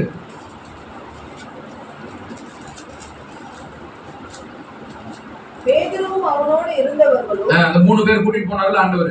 இவங்க என்ன பண்றாங்க பாருங்க. பேதுருவும் அவனோடு இருந்தவர்களும் நித்திரை மயக்கமாய் இருந்தார்கள். தூக்க கலக்கத்துல இருந்தே சார் போயா ஒரு சாட்சி செல்லாது, கோர்ட்ல இருந்து வெளியே முடிஞ்சு வச்சா. காணப்பட்டார்கள். அடுத்து பயந்திருந்தார்கள். லூக்கா சொல்றாரு நித்திரை மயக்கத்துல இருந்தாங்க. கண்ணை முடிச்சு பார்த்தா அப்படியே ஒரு மாதிரி ஏதோ ஒரு வார்த்தை சொல்லுங்க, ஷேடோ. தூக்கத்துல இருந்து பாக்குறாங்க அப்படின்னு பைபிள்ல தானே இருக்குது. நித்திரை மயக்கத்தில் இருந்தார்கள், அவ்வளவுதான்.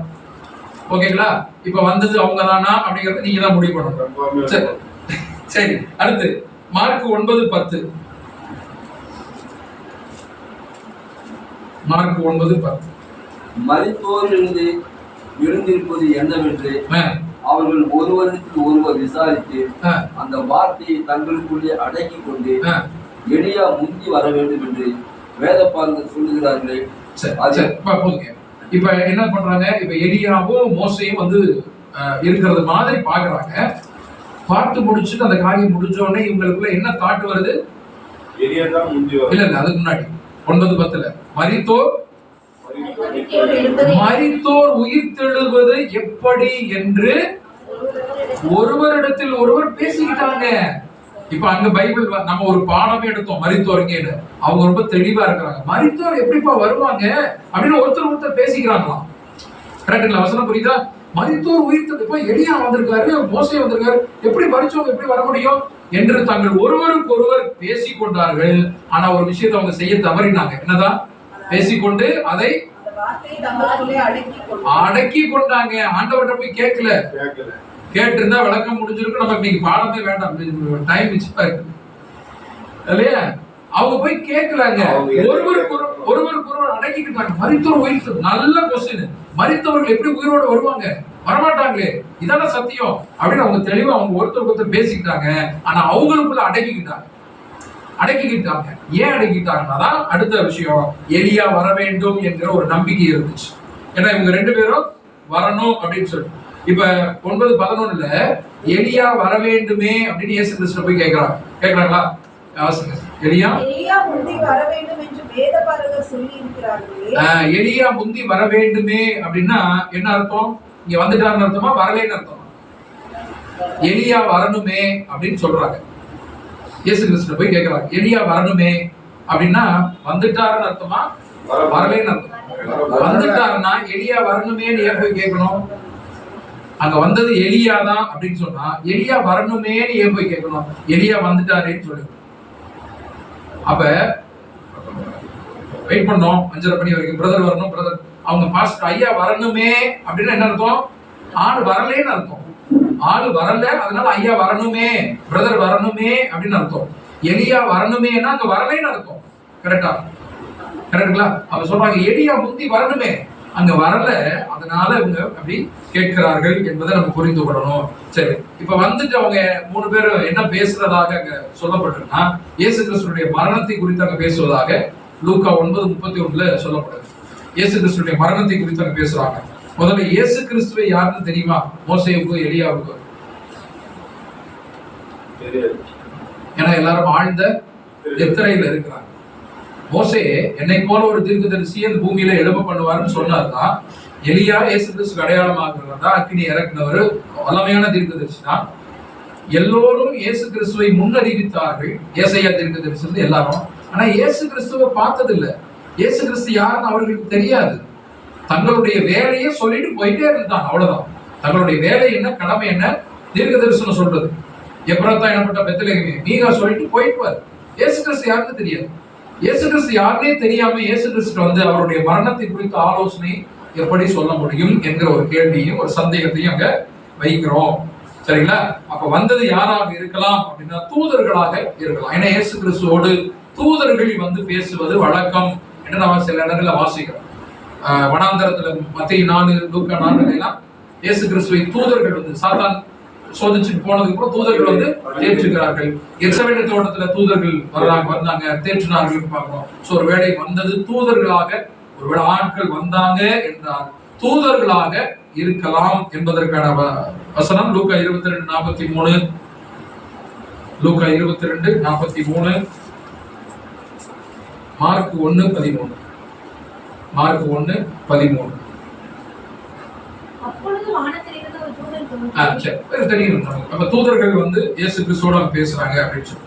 ஏன்னா இப்ப 2 பேரும் வருவாங்கன்னு ஒரு நம்பிக்கை இருக்குது, இப்பயும் இருக்குது. கரெக்டா? 2 சாட்சிகள் அப்படின்னு சொல்லிட்டு இப்ப ஆமா, இப்ப 2 பேரும் வரணும், மோசேயும் எலியாவும் வரணும் அப்படின்னு நம்புறாங்க.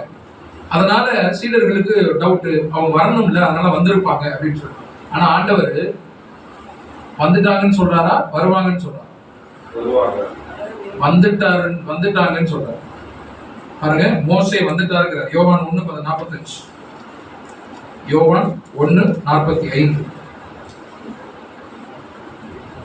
அதற்கு நாத்தான்வேல், நாசரேத்திலிருந்து யாதொரு நன்மை உண்டாயிருக்க கூடுமா என்றார். அதற்கு பிலிப்பு வந்து பார் என்றார். பிலிப்பு நாத்தான்வேலை கண்டு, நியாயப்பிரமாணத்திலே மோசேயும் தீர்க்கதரிசிகளும் எழுதியிருக்கிறவரை கண்டோ, அவர் யோசேப்பின் குமாரனும் நாசரேத்தின் ஊரானும் ஆகிய இயேசுவே என்றார்.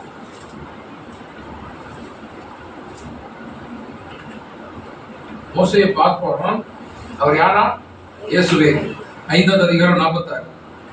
அதற்கு நாத்தான்வேல், நாசரேத்திலிருந்து யாதொரு 5:46, யோவான் 5. நீங்கள் மோசேயை விசுவாசித்தீர்களானால், மோசேயை விசுவாசிக்கிறீங்கன்னா என்னையும் விசுவாசிக்கிறீங்க. அப்ப மோசேயை அங்க யார மோசேன்னு சொல்றாரு இயேசு கிறிஸ்து?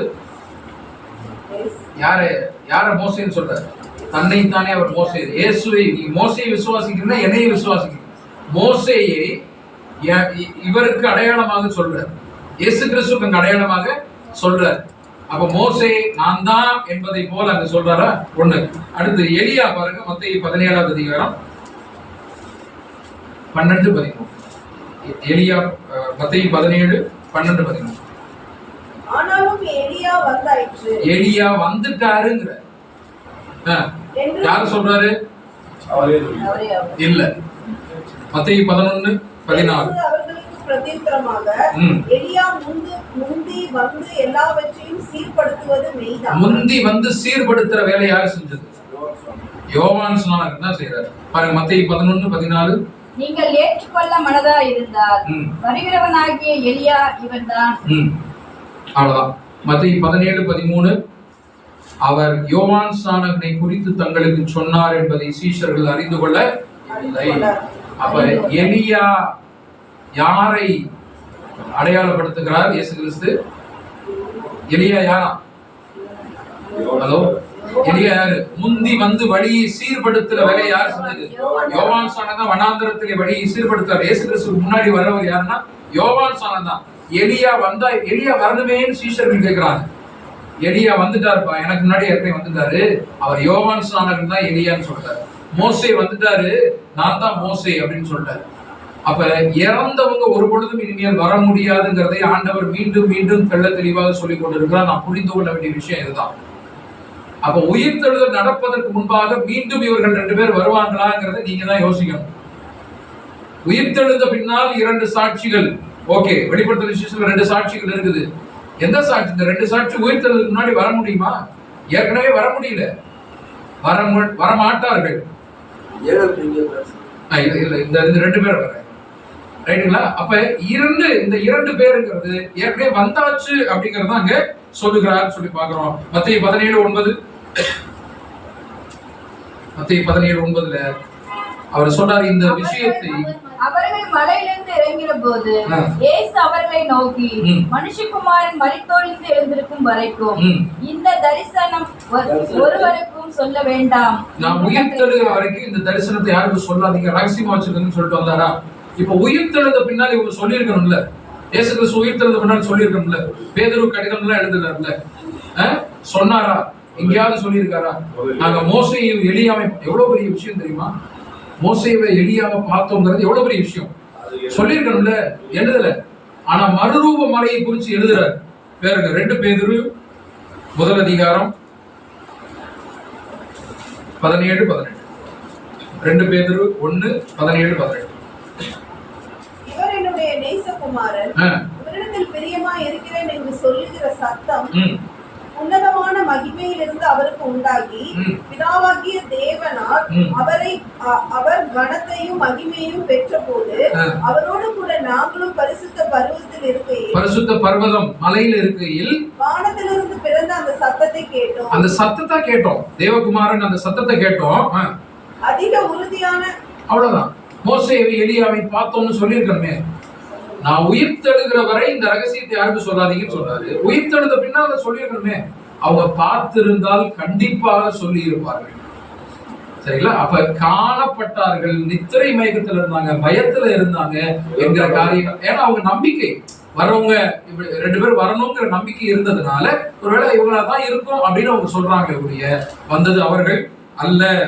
17:9 அவர் ஆண்டவர் சொல்றாரு, இந்த தரிசனத்தை ஒருவருக்கும் சொல்ல வேண்டாங்கிறார். அப்படி என்றால் இது தரிசனம். தரிசனம்ங்கிறது என்னது? விஷன். இது உண்மையில நடந்ததல்ல. யாக்கோபு ஏணியை போட்டு தரிசனம் பாக்குறாரு. தூதர்கள் ஏறுவதும் இறங்குவதும். அப்படி உண்மையிலேயே அப்படி ஏறி இறங்கினாங்களா? பரமபதம் விளையாண்டுகிட்டா இருந்தாங்க. ஏறுவதும் இறங்குவதும். அப்போஸ்தலர் 10வது அதிகாரத்துல ஒரு வலை, பறவைகள் எல்லாம் அடிச்சு தரிசனம் பாக்குறாரு பேதுரு. உண்மையிலே அப்படி கிடையாது.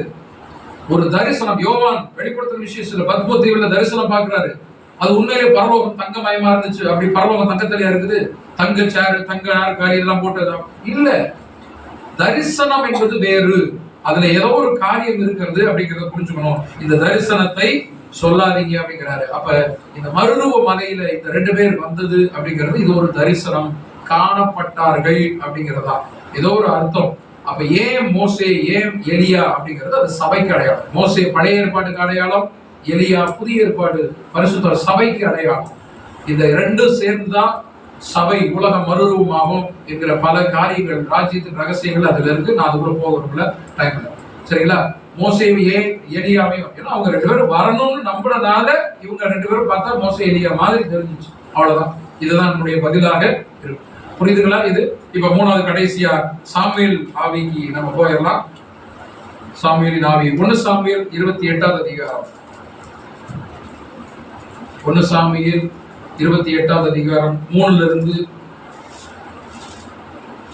19 வரைக்கும் நீங்க நோட் பண்ணிக்கலாம். 1 முதல் வசனத்தை வாசி. சாமுவேல் இதற்கு முன்னமே 28:1. அந்நாட்களிலே பெலிஸ்தர் இஸ்ரவேலின் மேல் யுத்தம் பண்ண. சரி, போதும். இப்ப இது என்ன சூழ்நிலை அப்படிங்கறத நம்ம தெரிஞ்சுக்கணும். இப்ப என்ன சூழ்நிலைன்னா, சவுல் வந்து ராஜ்யபாரம் செய்து கொண்டிருக்கிறார், ராஜாவாக இருக்கிறாரு. அப்ப பெலிஸ்தியர் யுத்தம் வருகிறார். பெலிஸ்தியரும் இஸ்ரேல் மேல யுத்தத்துக்காக அவங்க வந்து வர்றாங்க. அப்படி யுத்தம் வரக்கூடிய அந்த சூழ்நிலையில சாமுவேல் தீர்க்கதரிசி அப்ப இல்ல. 3வது வசனம் சொல்லுகிறது, சாமுவேல் தீர்க்கதரிசி ஏற்கனவே இறந்துட்டார். வசனம் இருக்குதா? 3ல சாமுவேல் ஏற்கனவே மரிச்சிட்டார். இப்ப ராஜா சவுல் அவருக்கு ஏதாவது ஒரு காரியம் நடக்கணும்னா சாமுவேல் தீர்க்கதரிசி தான் போய் கேட்பாரு. ஐயா போலாமா வேணாமா என்ன செய்யலாம் அப்படிங்கிறத சாமுவேல் தீர்க்கதரிசி கேட்பாரு. அவர் ஜெபம் பண்ணிட்டு சொல்லுவாரு, நீ போப்பா, கர்த்தர் ஆசீர்வதிப்பார். இல்ல போக வேணாப்பா, நீ தோத்துருவா, வேணாம். சோ சாமுவேல் தீர்க்கதரிசி இருக்கிற வரைக்கும் அவருக்கு எந்த பிரச்சனையும் இல்லை. இப்ப சாமுவேல் தீர்க்கதரிசி இறந்துட்டார். கரெக்டுங்களா? இப்போ ஒரு யுத்தம் வருது, பெலிஸ்தருடைய யுத்தம் வருது. இந்த பெலிஸ்தருடைய யுத்தத்தை பார்த்து சவுல் பயங்கரமா பயப்படுறார். 5வது வசனம் பாருங்க. சவுல் பெலிஸ்தரின் பாளையத்தை கண்டபோது பயந்தான், அவன் இருதயம் மிகவும் தத்தளித்து கொண்டிருந்தது. சவுலுக்கு பயங்கரமான போர் பயம் தத்தளித்து கொண்டிருக்கு. என்ன ஜெயிச்சிருமா இல்லையா தெரியல, எனக்கு நல்ல பேர் இருக்கு அப்படிலாம். உடனே அவர் என்ன பண்றாரு, ஜெப அறைக்குள்ள போய் ஜெபம் ஆரம்பிக்கிறார். 6வது வசனம் பாத்தீங்கன்னா, சவுல் கர்த்தரிடத்தில் விசாரிக்க போகும்போது அவருக்கு மறு உத்தரவு கொடுக்கப்படவில்லை. தேவன் ஜெபத்துக்கு பதில் கொடுக்கல. ஏன்னா பாவம் பண்ண ஆரம்பிச்சார் சவுல். பொல்லாத ஆவி வந்துருச்சு, பரிசுத்தாவி எடுக்கப்பட்டாச்சு. இப்ப அதனால தேவன் அவருடைய ஜெபத்தை கேட்கல. இப்ப பதில் வரல. நான் யுத்தத்துக்கு போலாமா வேணாமா? சாமுவேல் கிடையாது, தேவன்கிட்ட போறேன், தேவனும் பதில் சொல்லல. என்ன பண்றதுன்னு தெரியல, ஒரே கலக்கம். பதில் இந்த டைம்ல தான் 7வது வசனம். அப்பொழுது சவுல் தன் ஊழியக்காரரை நோக்கி அஞ்சனம் பார்க்கிற ஒரு ஸ்திரீயை தேடுங்க. பாருங்க, குறி சொல்லுகிற ஒரு ஸ்திரீ. நம்ம இலையில மை போட்டு பார்த்து அதெல்லாம் மாதிரி வச்சுக்கிட்டு ஒரு ஸ்திரீயை தேடுங்க, நான் இதை குறிச்சு நான் பேசணும் அப்படின்னு சொல்லிட்டாரு. கேட்கணும், நான் யுத்தத்துக்கு போலாமா வேணாமா? இதுதான் சூழ்நிலை. புரியுதுங்களா? இதுதான் சூழ்நிலை. இப்ப என்ன நடந்துச்சு பாருங்க. இப்போ தேடி கண்டுபிடிக்கிறான். ஏன்னா ஏற்கனவே துரத்திட்டார். ஊர் உலகத்துல எங்க நாட்டுல ஒருத்தையும் இருக்கக்கூடாது, அஞ்சனமா இருக்கிறவங்க குறி சொல்கிற கர்த்தர் அறிவு இருக்கிறான்னு சொல்லிட்டு. அப்ப அது வேற வாய். அப்ப வந்து சவுல் வந்து சொல்லி துரத்தி விட்டாரு. இப்ப இதே ஆளு இந்த வாய் இப்ப திரும்ப அஞ்சனமா இருக்கிற ஸ்திரியை தேடுங்கப்பான்னு சொல்லிட்டு தேடுறாரு. தேடினா ஒருத்தியை கண்டுபிடிச்சாங்க.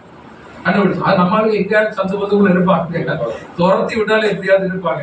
இருந்தாங்க, போய் கண்டுபிடிச்சாங்க. கண்டுபிடிச்சோம் 9வது வசனம் 8வது வசனம். சவுல் வேஷம் மாறி அந்த அஞ்சனமா, ஏன்னா நேரடியா போக முடியாது, ராஜாவா நீ தான் ஏன் துரத்தி விட்டு திரும்ப வரிய, ஊர் உலகமே திட்டம். அதனால மாறு வேஷம் பாருங்க, என்னெல்லாம் பண்ண வேண்டியிருக்கு பாருங்க. மாறு வேஷம் போட்டுட்டு அந்த அஞ்சனமா இருக்கிற ஸ்திரீயை போய் வீட்டுல போய் பாக்குறாரு. பார்க்கும்போது சொல்றாரு, சாமுவேல் தீர்க்கதரிசி ஆவியை நீ எனக்கு எழுப்பி வர பண்ண. நீ தான் ஆவி எழுப்பி வர பண்ற வசதி சக்தி கொண்டவதான வல்லமை கொண்டதான நீ சாமுவேல் தீர்க்கதரிசி. அந்த மாதிரி கேட்குறது, யாரை நான் உங்களுக்கு எழுப்பி வர பண்ணணும் அப்படின்னு சொல்லும்போது சாமுவேல் தீர்க்கதரிசியை நான் எழுப்பி விட பண்ணணும் அப்படின்னு.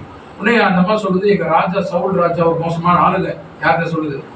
சவுல் ராஜாட்டே சொல்லுது. அவர் வந்து எங்களை எல்லாம் துரத்தி விட்டாரு, அதனால நாங்க இந்த வேலையை செய்ய முடியாது. எப்ப நான் உனக்கு சொல்றேன், நீ ஒன்னும் கவலைப்படாத, நான் பாத்துக்கிறேன், நீ கண்டுபிடிச்சு எனக்கு சொல்லு அப்படிலாம் பயங்கரமா பேசி அப்புறம் கண்டுபிடிச்சா நீ தான் சவுல் அப்படின்னு சொல்லிட்டு எல்லாம் கண்டுபிடிச்சா, சரி பரவாயில்ல நீ கண்டுபிடிச்சு சொல்லு அப்படின்னு சொல்லிட்டு சொல்லும் போது இவ அந்த பூஜையெல்லாம் போட்டு மந்திரம் எல்லாம் போட்டு இப்ப கண்டுபிடிக்க ஆரம்பிக்கும். இப்பதான் நம்ம அதை பார்க்க போறோம். சரிங்களா? இதெல்லாம் பேக்ரவுண்டு நேரம் இருக்கு, நான் வேகமா போயிட்டு நீ வீட்டுல போய் படிச்சு பாருங்க. இப்ப சாமுவேல் ஆவி 13 வாசிக்க. ராஜா அவளை பார்த்து, சவுல் ராஜாவை பார்த்து, நீ பயப்படாதே, நீ காண்கிறது என்ன என்று கேட்டாள். அதற்கு அந்த ஸ்திரீ, தேவர்கள் பூமியில் இருந்து ஏறி வருகிறதை காண்கிறேன் என்று சவுலுக்கு சொன்னார். இப்ப சாமுவேலை இவர் பார்த்தாரா சவுலு? இப்ப நல்ல கவனிங்க, அந்த அம்மா மந்திர பூஜையெல்லாம் போட்டு எலுமிச்சம்பழம் அதெல்லாம் வச்சு அப்படிலாம் வச்சு உட்கார்ந்து இருக்கு. உடனே சாமுவேல் ஆவி அப்படி வர மாதிரி எல்லாம் பண்ண உடனே நீ என்ன பாக்குற, வந்துட்டாரா, என்ன பாக்குற அப்படின்னு சொல்லிட்டு கேட்க. அப்ப இவர் பார்க்கல, அந்த அம்மா என்னமோ பண்ணுது, அதை வந்து இவர் கேட்கிறார், நீ என்ன பாக்குற அப்படின்னு சொல்லும்போது அந்த அம்மா சொல்லுது, என்ன சொல்லுது, தேவர்கள் பூமியிலிருந்து எழுப்பி வருகிறதை நான் பார்க்கிறேன் அப்படின்னு சொல்லிட்டு. எங்க இருந்து ஏறி வர்றாங்களா, ஏறி வர்றாங்களா, இறங்கி வர்றாங்களா, ஏறி வர்றாங்களா, இறங்கி வர்றாங்களா, இறங்கி வர்றாங்களா, ஏறி வர்றாங்களா? என்ன அர்த்தம்? மரித்தோருங்க தேவர்கள் இறங்கி வரணும், ஆனா யாரும் இறங்கி வரல, மேல போல. சாமுவேல் வந்து மேல போயிருந்தாருன்னா இறங்கி வந்திருப்பாரு, ஆனால் ஏறி வருகிறதை நான் பார்க்கிறேன். கரெக்டுங்களா? ஏறி வருகிறதை நான் பார்க்கிறேன். புரியுதா? நம்ம பாருங்க, திரும்ப திரும்ப ஆதாரமாக நம்ம கற்றுக்கொண்ட பாடத்துக்கு உதவியாக சாட்சியாக வசனங்களை தேவன் கொடுத்துட்டே இருக்கு. ஏறி வர்றாங்க அப்படின்னா அடக்கம் செய்யப்பட்ட இடத்துல இருந்து எந்திரிச்சு வர்றாங்க. ஏறி வருகிறதை பார்க்கிறேன். உடனே அடுத்து 14 அவருடைய ரூபம் என்ன என்று திரும்ப ராஜா கேட்கிறாரு, எப்படி இருக்கிறாரு சொல்லு, ஏறி வர்றான்னு சொல்லி எப்படி இருக்கிறாரு, ரூபம் என்ன அப்படின்னு கேட்கும்போது, அதற்கு அவர் சால்வையை போர்த்திக் கொண்டிருக்கிற ஒரு முதிர்ந்த வயதான மனுஷன் எழும்பி, ஒரு சால்வையை போத்திக்கிட்டு இருக்காருங்க ஒருத்தர், முதிர்ந்த வயது. முதிர்ந்த வயதுன்னு எப்படி சொல்லியிருப்பாங்க? தாடி இடி வச்சுட்டு முடியல நரைச்சு போய் இப்படி இருந்திருக்கணும் இல்லையா? சோ அப்படி இப்படி இருந்த ஒரு முதிர்ந்த வயதான மனுஷன் எழும்பி வருகிறான் அப்படின்னு சொல்லிட்டு அந்த அம்மா சொல்லுது. உடனே இவர், அதனாலே சவுல் அவன் சாமுவேல் என்று அறிந்து கொண்டு தரை மட்டும் முகம் குனிந்து வணங்கினான். கடைசி வரைக்கும் பார்க்கல. நல்லா கவனிக்கணும். சவுல் ராஜா சாமுவேலை பார்க்கவில்லை. இந்த அம்மாட்ட கேட்கிறாரு, அந்த அம்மா பதில் சொல்லுது, உடனே அங்க இருந்து பதில் வருது, இவர் பேசுறாரு, இந்த அம்மாட்ட சொல்றாரு, அங்க இருந்து பதில் வருது. இப்படிதான் போகுது, 3 பேருக்கு போகுது. சரிங்களா? அப்ப இவர் நீ என்ன பாக்குற, நான் சால்வை போட்டுட்டு இருக்கிறார் ஒருத்தர், அடுத்து ஒரு வயதான மனிதர் போல இருக்கிறாரு என்று சொன்ன உடனே இவர் சாமுவேல் தான் என்று நினைத்து கொண்டு கீழே விழுந்தார். தரை மட்டும் குனிந்து, ஐயா சாமி அப்படின்னு காலில் வந்து காப்பாத்துங்க அப்படின்னு காலில் விழுந்தாரு. ஓகேங்களா? சரி, இப்ப சாமுவேல் தான் என்று நினைத்து கீழே விழுகிறாரு அப்படிங்கிறத பாக்குறோம். சரி, இப்ப இவங்க 2 பேரும் பேசுறாங்க இல்லையா? இப்ப சவுலும் சாமுவேலும் பேசுறது போல இருக்குது. 15 இருந்து 19 வரை. சாமுவேல் சவுலை நோக்கி நீ என்னை எழுப்பி வர பண்ணி. இப்ப சாமுவேல் ஆவி சவுலை நோக்கி கேக்குதான், ஏப்பா என்னை தூங்கி எழுப்பி வர பண்ணி என்னை கலைத்தது என்னன்னா என்ன அர்த்தம்? என்னை கலைத்ததுன்னா என்ன அர்த்தம்? நான் தூங்கிக்கிட்டு இருக்கேன் அப்படின்னு அர்த்தம். நித்திரை, ஆழ்ந்த நித்திரை. கரெக்டா? நான் தூக்கத்துல இருக்கேன், நல்ல தூக்கத்துல இருக்கேன், ஏப்பா என்னை கழிச்சுட்டு வரேன். சரி, அதெல்லாம் கரெக்ட் தான். கலைத்தது என்ன அப்படின்னு உடனே சவுல் சொல்றாரு, நான் மிகவும் நெருக்க போறேன், பெலிஸ்தர் வந்துட்டாங்க, எனக்கு ஏதாவது உதவி செய்யுங்க, தேவன்கிட்ட போய் கேட்கிறேன், பதில் தரமாட்டேங்கிறாரு அப்படின்னு சொன்னோடனே 18 சாமுவேல் சொல்றாரு, கர்த்தர் உன்னை விட்டு விலகி உனக்கு சத்துருவாய் இருக்கும்போது நீ போய் ஏன்ட்ட ஏன் கேட்கிற அப்படின்னு சொல்லிட்டு சொல்றாரு. கர்த்தர் நீ 18 நீ கர்த்தருடைய சொற்கையிலாமலும் அமலேக்கின் மேல் அவருக்கு இருந்த கோபத்தின் உக்கிரமத்தை தீர்க்காமலும் போனபடினால் கர்த்தர் இன்றைய தினம் உனக்கு இந்த பிரகாரமாக செய்தார். 19 கர்த்தர் உன்னுடைய ஜனமாகி இஸ்ரேலரையும் பெலிஸ்தர் கையில் ஒப்பு கொடுப்பார். அப்படின்னா என்ன அர்த்தம்? நீங்க தோத்து போயிருக்கீங்க, இஸ்ரேலர்களை நீங்கள் பெலிஸ்தர் கையில ஒப்பு கொடுப்பார் கர்த்தர். அப்படின்னா இந்த வார்ல யுத்தத்துல நீங்க தோத்து போயிருவீங்க, பெலிஸ்தர் ஜெயிச்சிருவீங்க அப்படின்னு. ரைட்டா? அடுத்து, நாளைக்கு நீயும் உன் குமாரரும் என்னோடு இருப்பீர்கள். அப்படின்னா என்ன அர்த்தம்? செத்து போயிருவீங்க, நான் பாதாளத்துல இருக்கிறேன், என்னோடு இருப்பீங்க. நாளைக்கு நீயும் உன் பிள்ளைங்களும் குமாரரும் என்னோடு இருப்பீர்கள், இஸ்ரேலின் பாளையத்தை சுற்றில உள்ள கையில் ஒப்பு கொடுப்பார். இதுதான் வந்து சாமுவேல் சொல்ற.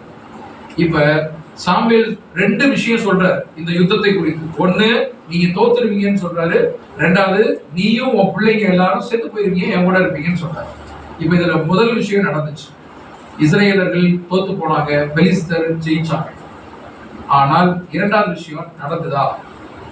நாளைக்கு நீயும் உன் குமாரரும் என்னோடு இருப்பீர்கள் என்று சாமுவேல் தீர்க்கதரிசி சொன்னாரு. ஆனால் இந்த சவுல் ராஜா இறந்ததுக்கு அப்புறம் அடுத்ததாக ஆட்சிக்கு வந்தது யார் தெரியுமா? சவுலுடைய மகன் இஸ்போசேத். வாசிங்க 2 சாமுவேல் 2:8. 2 சாமுவேல் 2:8. 2:8.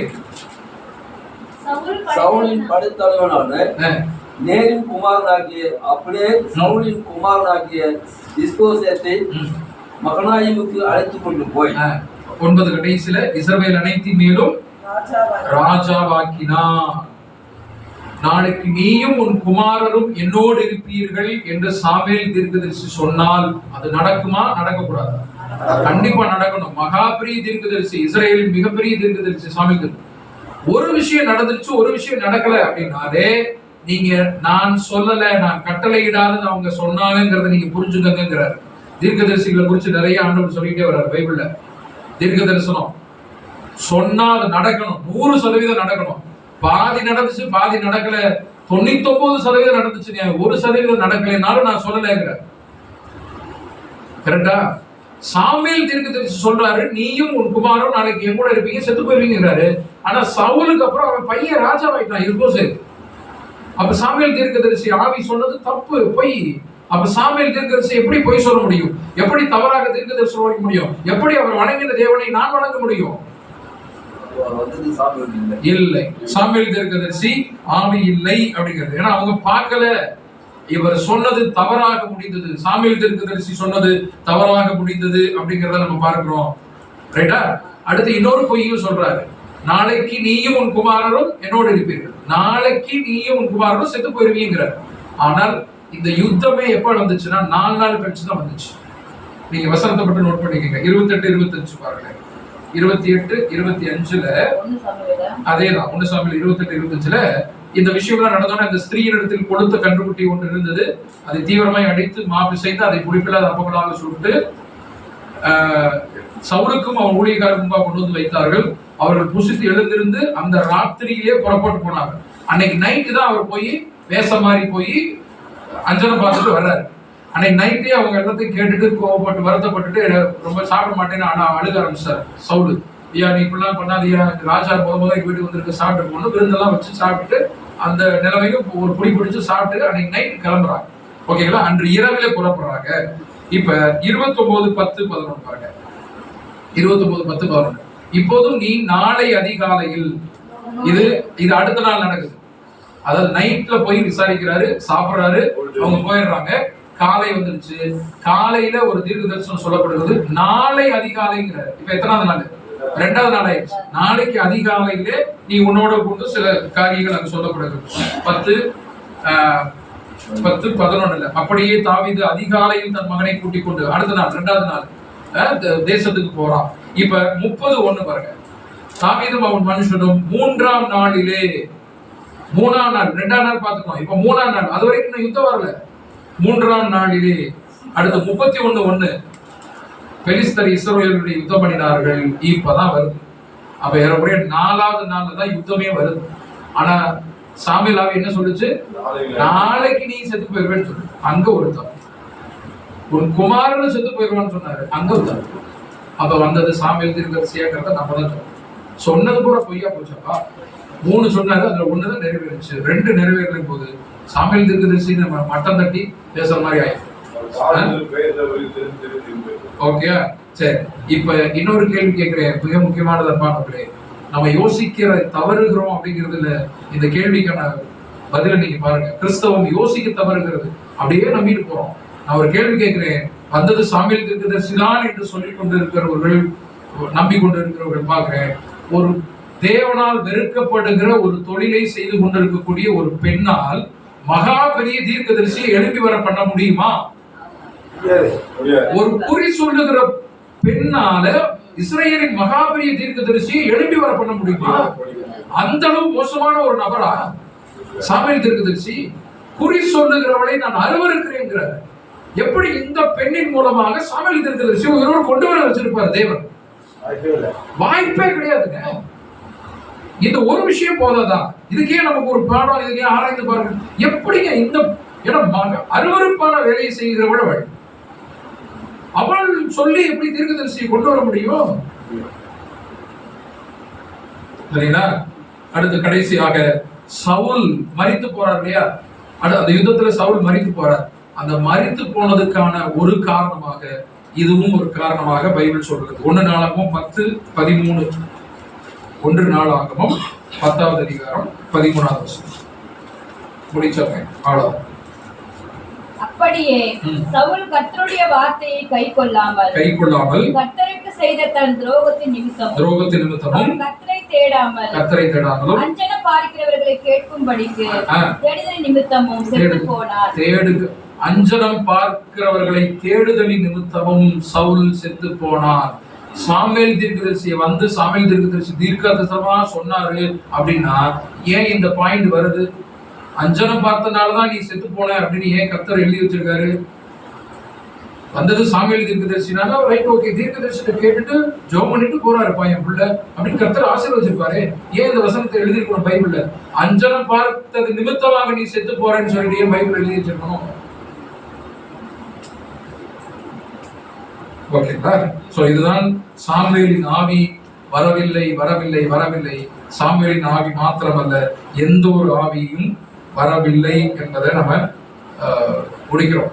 ஆபிரகாமோ எலியாவோ எல்லாம் வரல. ஒரே ஒரு வசனத்தை, 2 வசனம், ஒரே ஒரு கேள்வியை நான் கேட்டுட்டு அந்த பாடத்தை முடிக்க விரும்புகிறேன். எல்லாரும் 1 கொரிந்தியர் 15:20 எடுத்துக்கங்க.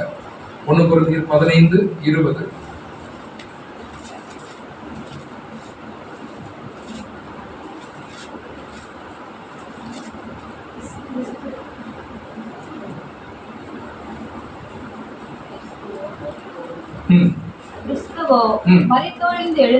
கிறிஸ்துவோ மரித்தோரிலிருந்து எழுந்து நித்திரை அடைந்தவர்களின் முதற்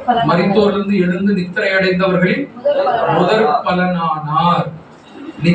மரித்தவர்களிடமிருந்து எழுந்தவர்களின் முதற் பலன் அவர்தான். 23வது வசனம். அவனவன் தன் தன் வரிசையிலே உயிர்ப்பிக்கப்படுவான். முதற் பலனானவர் கிறிஸ்து. இந்த வசனத்துக்கு என்ன அர்த்தம்? முதற் பலனானவர் கிறிஸ்து. மரித்து போன ஆதாமிலிருந்து மரித்து போன அத்தனை பேர் உயிரோடு வந்தவர் இவர் மட்டும்தான். முதற் பலனானவர் இவர் மட்டும்தான் என்றால் ஆபிரகாம், இவர் முன்பாக பல்லாயிரக்கணக்கான வருஷம் முன்னாடி வாழ்ந்த ஆபிரகாமோ எலியாவோ மோசையோ வந்திருக்க முடியுமா? இல்லை. முதற் பலனானவர் இயேசு கிறிஸ்து. அவங்க வந்திருந்தாங்கன்னா இவரை முதற் பலன் பைபிள் சொல்லாது. 2வது பலனோ 3வது பலனோ தான் சொல்லுவோம். முதற் பலன் இவர். மரித்தவர்களிடமிருந்து எழும்பி வந்த, உயிரோடு எழும்பி வந்த முதற் பலனானவர் கிறிஸ்து என்பதுதான் நம்முடைய சத்தியம், விசுவாசம். அதன் அடிப்படையில பார்க்கும்போது மரித்து போன யாரும் வரவில்லை, வர முடியாது. இயேசு கிறிஸ்துவுடைய சத்தத்தை கேட்கும் காலம் ஒரு காலம் வரும், உயிர்த்தெழுதல் காலம். அப்பொழுது பிரேத கொடியில் உள்ள அனைவரும் எழுந்து வருவார்கள். வந்ததற்கு பின்னால் நீதிமான்கள் அதிகமான்கள் பிரித்து அவர்களுடைய கிரியைகளுக்கு தக்க பலனை என் ஆண்டவர் தான் கொண்டு வருவார் என்பதுதான் சத்தியமாக இருக்கிறது என்பதை நாம் தலைப்பை கொண்டு எடுத்து படித்தல் என்கிற முறை மூலமாக நாம் கற்றுக்கொண்டோம். தேவன் இந்த காரியத்தை ஆசீர்வதித்து நமக்கு வழிநடத்துவார். நாம் எடுத்து வைத்திருக்கிறோம். அதை புரிந்து கொள்வது, புரியாமல் விட்டுவிடுவது அவரவருடைய விருப்பத்தை பொறுத்ததாக இருக்கிறது என்பதை சொல்லிக்கொண்டு பொறுமையோடு கேட்ட உங்கள் ஒவ்வொருவரையும் தேவன் ஆசீர்வதிப்பாராக. ஆமென்.